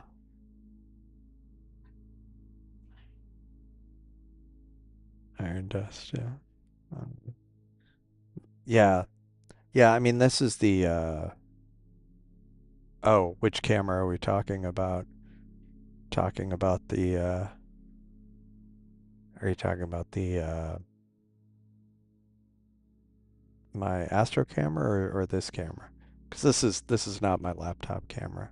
It's a external USB camera. It's a pretty nice one, which proved helpful when at the last minute I realized I the mic didn't work on my computer upstairs, and it wasn't like I said earlier. It wasn't because it got fried. It was I think a driver issue. So I need to figure that out. Ah, Victoria, yeah. Oh, by Hobby, yeah. So you're actually not that far away. I'm north of you then, probably, because the planes going into Hobby. Oh yeah, yeah, yeah. The stream cam, like I say, it's a YOLO Live or something. It's a nice camera. Yeah. I mean, it's right. I can see what you're saying. I mean, it's hydrogen alpha, but yeah, it looks red, like like iron dust, kind of scattered. But yeah, as far as Hobby, yeah, the planes going into Hobby, uh, some of the flight paths go over my house or near it, and I'll see the landing gear come down. So I'm not that far from Hobby. I'm close enough that the gear comes down. Like sometimes I'll be sitting in the backyard and I'll see the plane and I'll actually see the gear coming down, which also means they're pretty low if you can actually see it with your eye.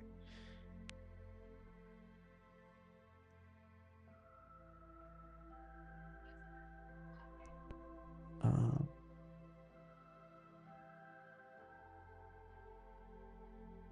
okay. So it's a young open cluster. Yeah. Thanks, Cosmic Ray. Yeah, so I guess it's these stars right here is the open cluster. Actually, let me yeah. Oh, and there's again a little SH2 region here, a little sharpless region over here. Yeah, it's hydrogen. Yeah, we're geographically very close. I'm kind of near-ish to um near-ish to the med center. Yeah, after yeah, I'm yeah. It is pretty cool. And it's what's also cool is when I used to travel, like I didn't really travel, but like whenever I'd fly into hobby, a lot of times, you know, sometimes I'd sit by the window and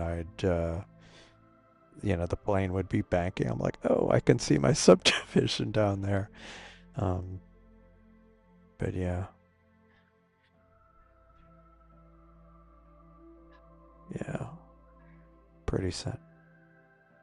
But yeah, light pollution's terrible. But I'm able to with I mean even with the Sea Star, I'm able to image a ton of things either by taking a long time or by using the light pollution filter.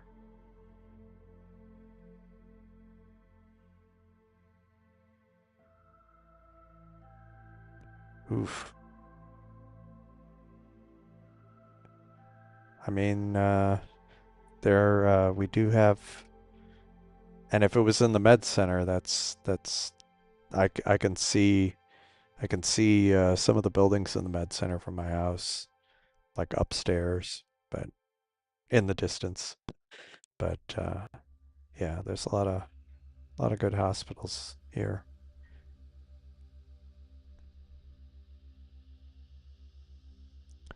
which is always one of the things where I mean, speaking of random conversations where it's like I'd like to move out to the country, but I do like some of the things in this area. Yeah, okay, cool. Good good to hear that. But yeah, the med center, they've got everything there. Um it's like sometimes I'll drive through that area and it's it's crazy how much it's grown over the years.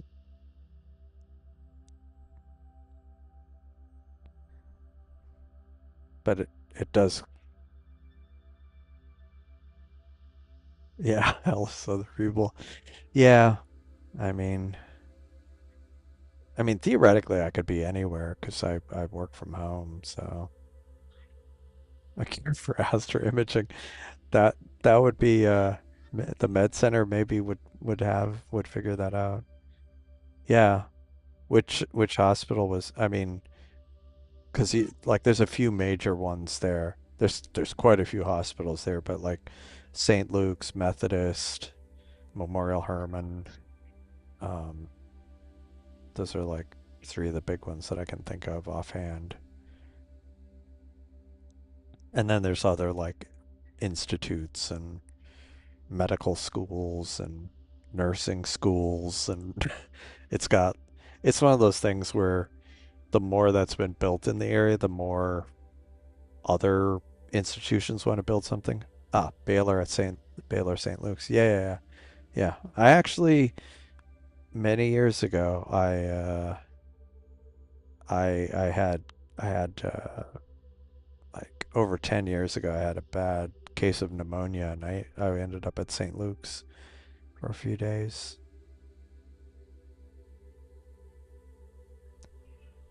That was besides the pneumonia, it was a good experience with the doctors there. um,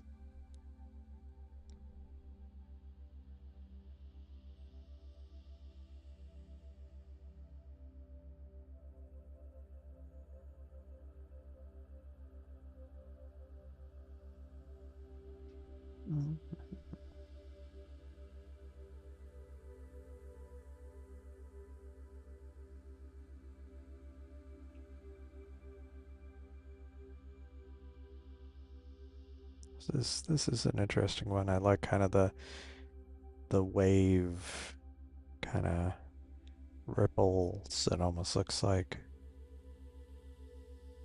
not so great food. Yeah, I don't. I mean, I was there as a patient, so I can't really speak much to that. But yeah, great, good hospitals down there.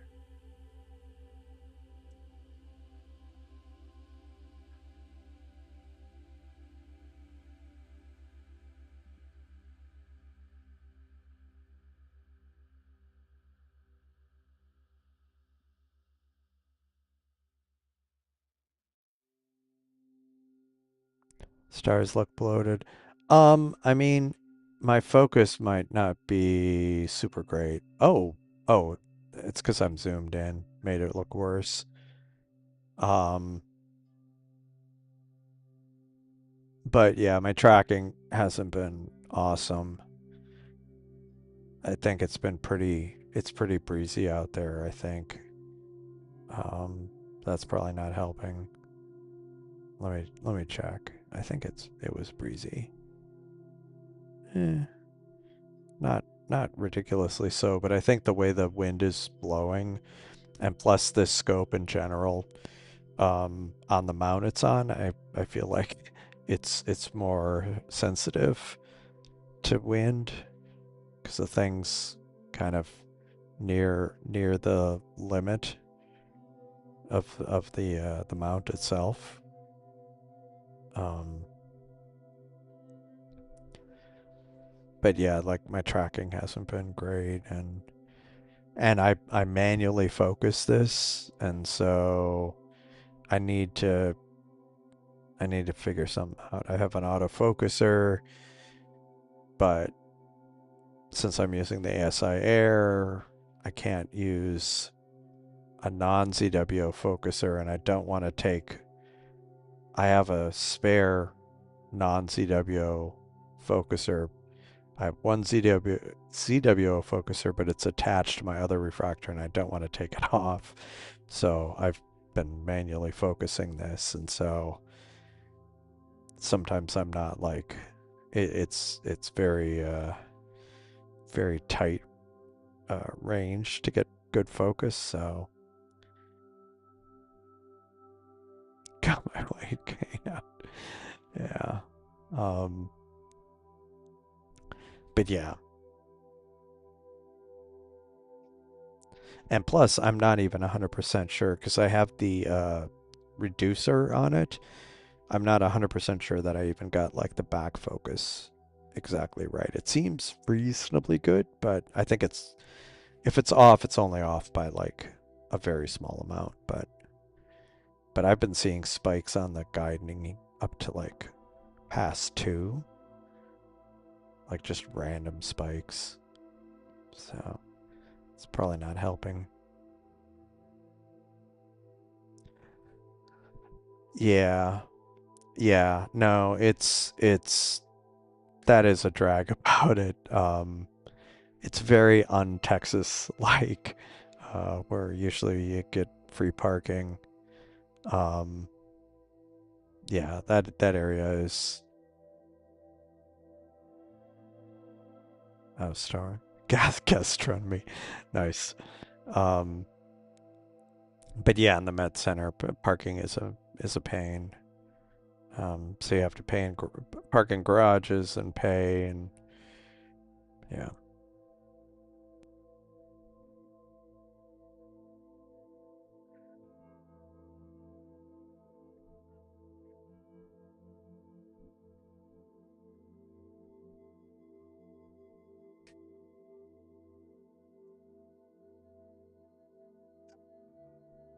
uninsured parking. Nice. That's funny. I see what you did there. Yeah. Can you imagine if they build parking like they build the procedures?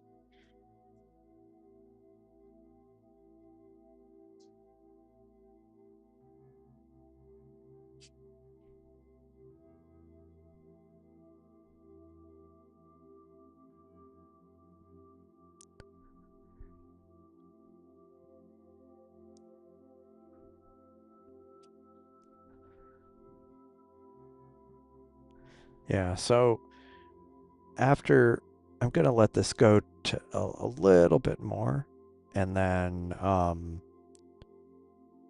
and then I'm gonna do the last target, which I had originally thought I was gonna do the Pac-Man Nebula, but I think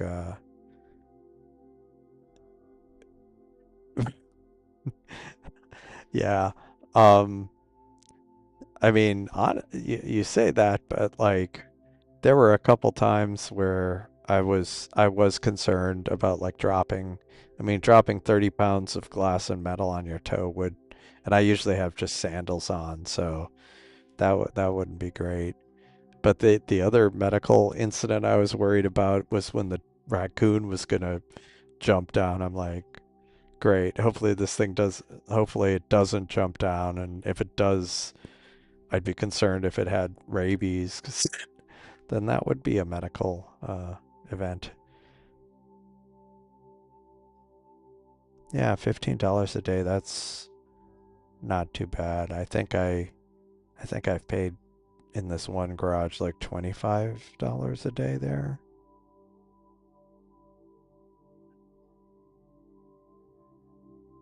Right. Yeah. Yeah, Kuala Lumpur. Yeah, that um I imagine is I mean, I've seen photos there. Oh, I'm, it's it's actually like the full uh thing from the movie. Um, uh, yeah, no blood tests on air.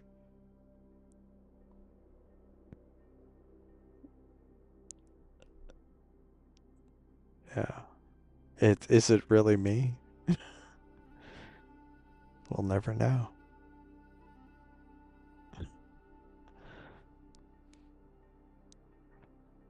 Yeah, I mean, in uh, not quite an astronomically. I usually end up wearing astronomy themed T-shirts. Um, so not quite my normal astronomy themed shirts. Yeah, yeah, it's yeah.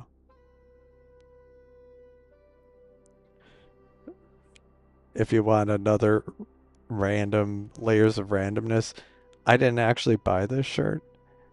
My daughter bought it for herself, but ended up like totally getting the wrong size, so she gave it to me.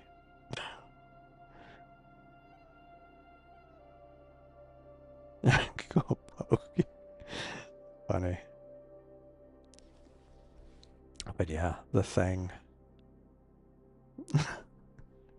Yeah, it and it was funny because like when I was trying to get things set up at my desk upstairs, and and I had the camera, and I had it. I wasn't like trying to hide the shirt, but the way it was framed, it like you really didn't see it.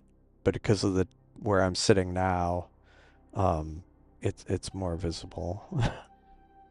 The thing. Let me there. The thing.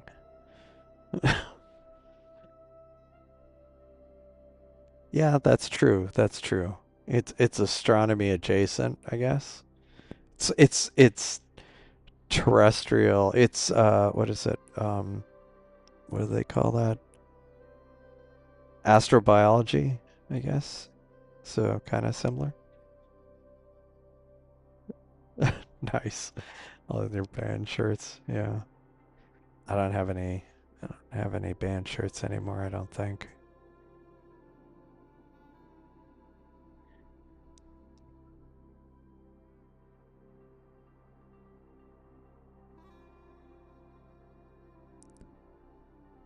Yeah, so where are we on this?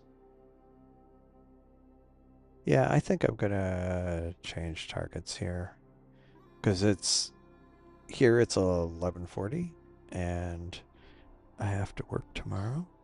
So I'm not gonna be up super late tonight. I mean, I'm always mixed.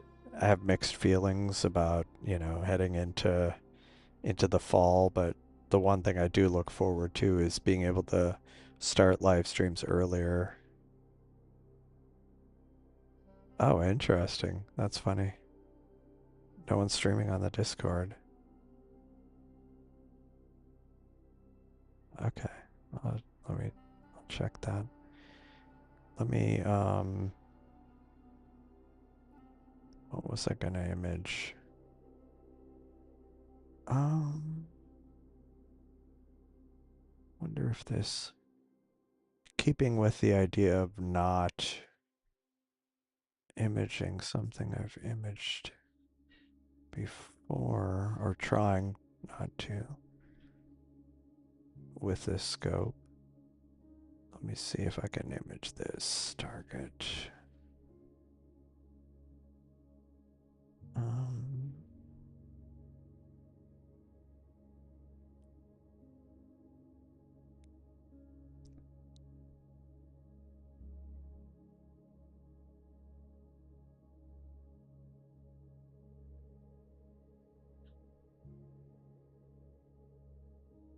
Hopefully this isn't too low where there's like a tree or a building in the way, but we will find out soon.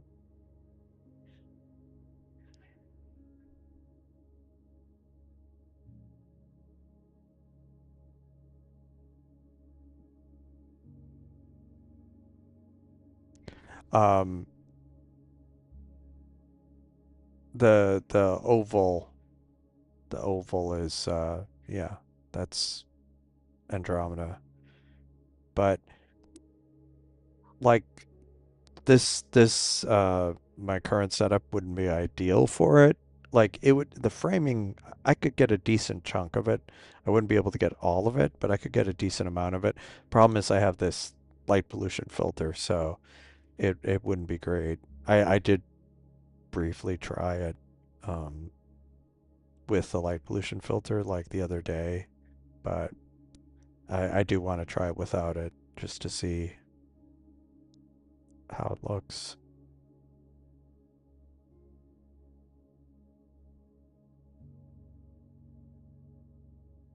In fact, it's still waiting. Does make me wonder if there's still something.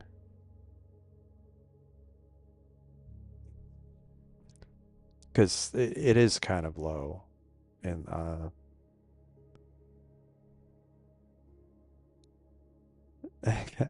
yeah, I mean, I do have to, I am gonna, at some point, not necessarily the next time I use this, take the scope out, but one of the next times I take it out, I'm gonna not have the filter in it, so I can. Oh, hey, that's why I can't image it. I think it's looking at a tree. So that target's not gonna work. Um, so I'll have to do that another day. Um, I have done. I haven't. I think I tried this once before. But I'm gonna try the Pac-Man Nebula. That should be high enough. A shrubbery. Yep, it was a shrubbery.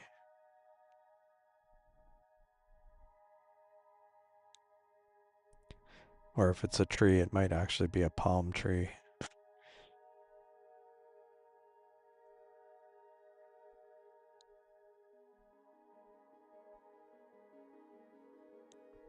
But yeah, Andromeda's here, um, and it is above um, buildings.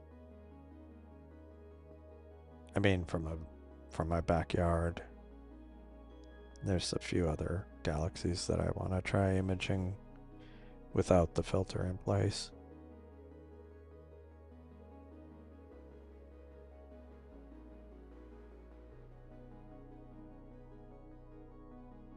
There we go.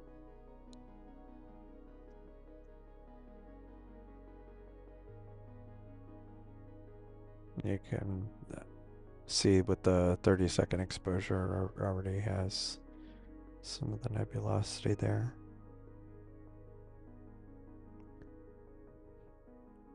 Poison Ivy Nebula. That's a good question. Maybe.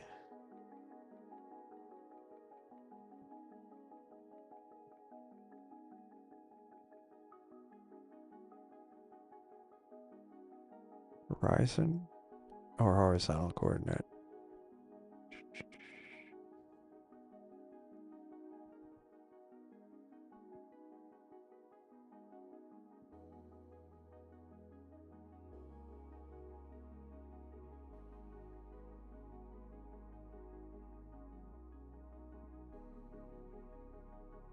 Uh,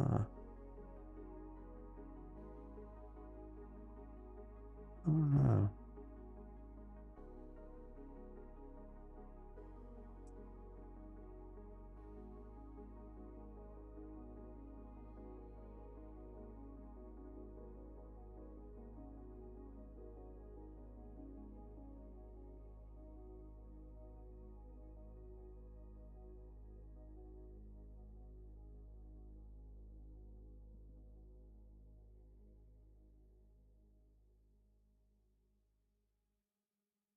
Yeah, I don't know. That would be a nice. That would be nice.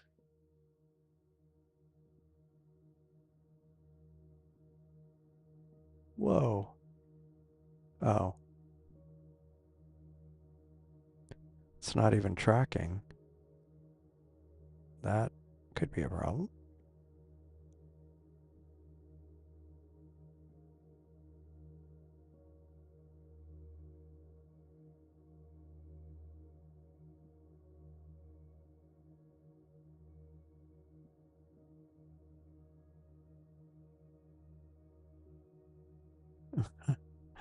The center square it sees. Okay, let's try this again. I mean, like, look at it was not tracking. Okay. Good night. Good night, Darrow Oberst. Thanks for uh, thanks for dropping by. Hope you have a good rest of your evening. Yeah, you have one job. Exactly. It has one thing to do and wasn't doing it.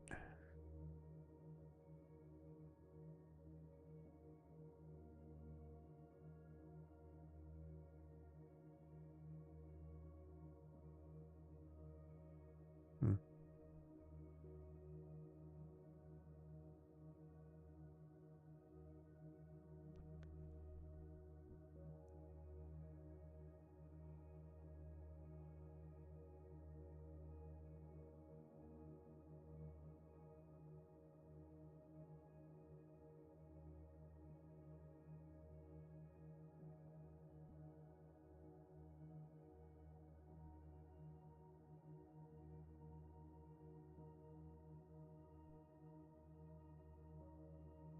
Hmm. Yeah, I did a quick search and all of the oh, good night. Thanks for dropping by. Hope you have a good rest of your evening. Is it a ZW mount? ZW mount? No, it's the Jue 17.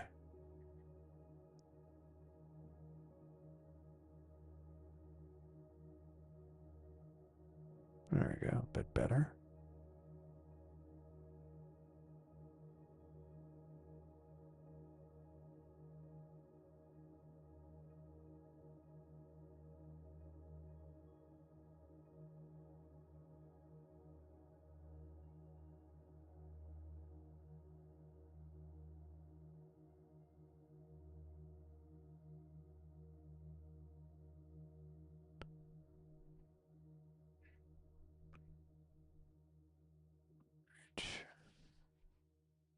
Yeah, outstanding mount. I mean, I've been pretty happy with it. It's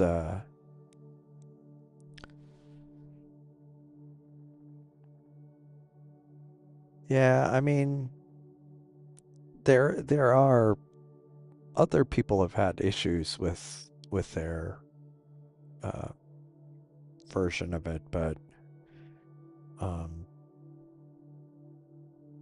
but yeah, so far I've been it's been fine.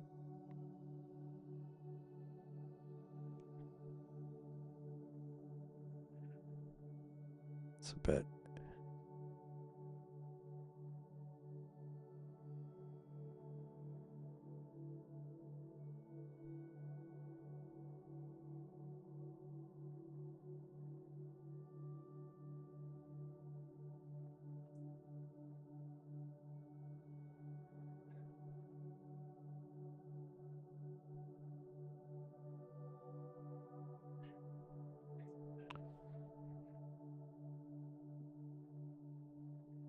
yeah. I just sometimes I fiddle around with it, but then usually just reset back to the auto stretch.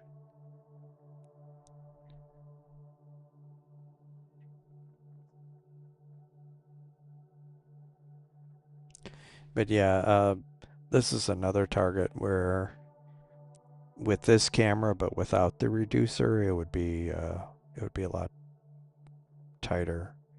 Um,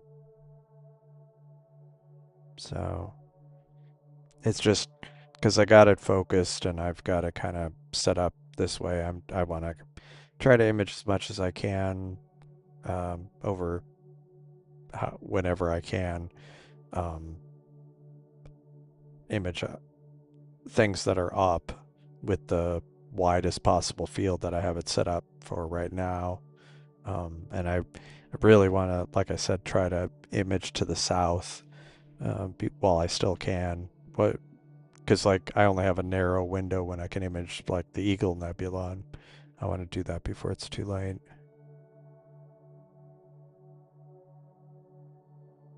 North and south. All right, all right. Good night, Cossack Ray. Have a good rest of your evening.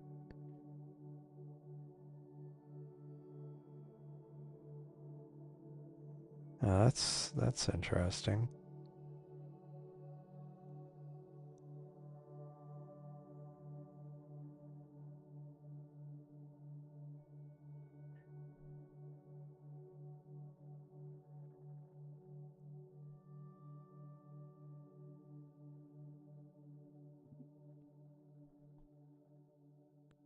Yeah, I think I'll probably let this go about 10 more minutes and then call it an evening. But we'll see. I'm not feeling particularly tired, but never know.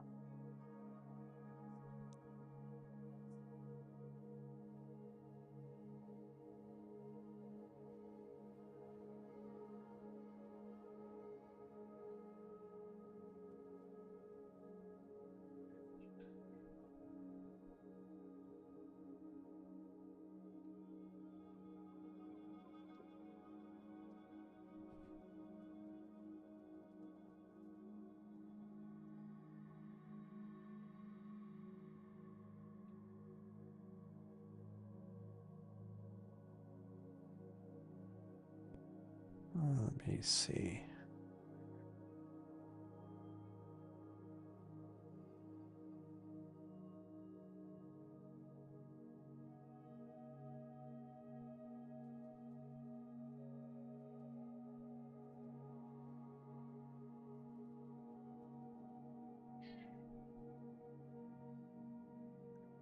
Uh,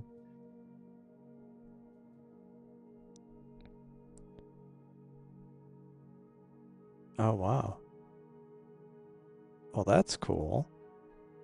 That's a neat project and also um a very important one. That's really neat.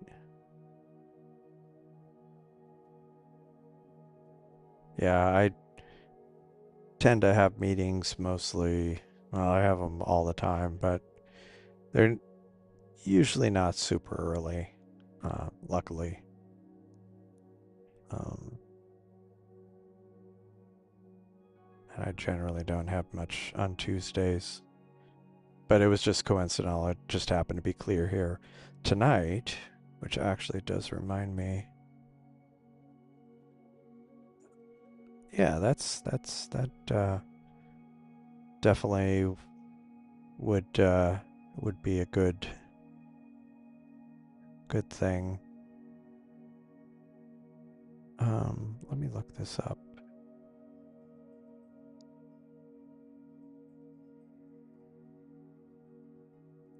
Um,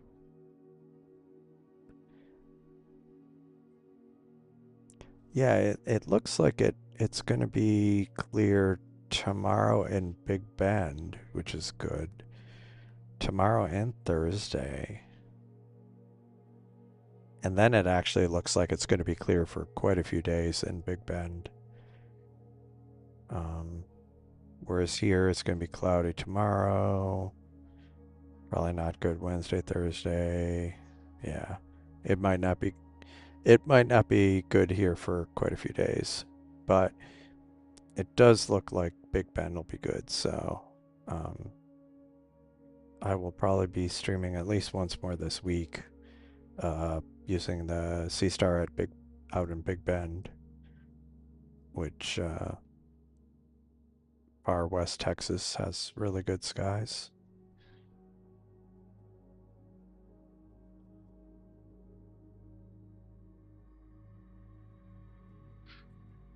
So keep an eye out for that. Um,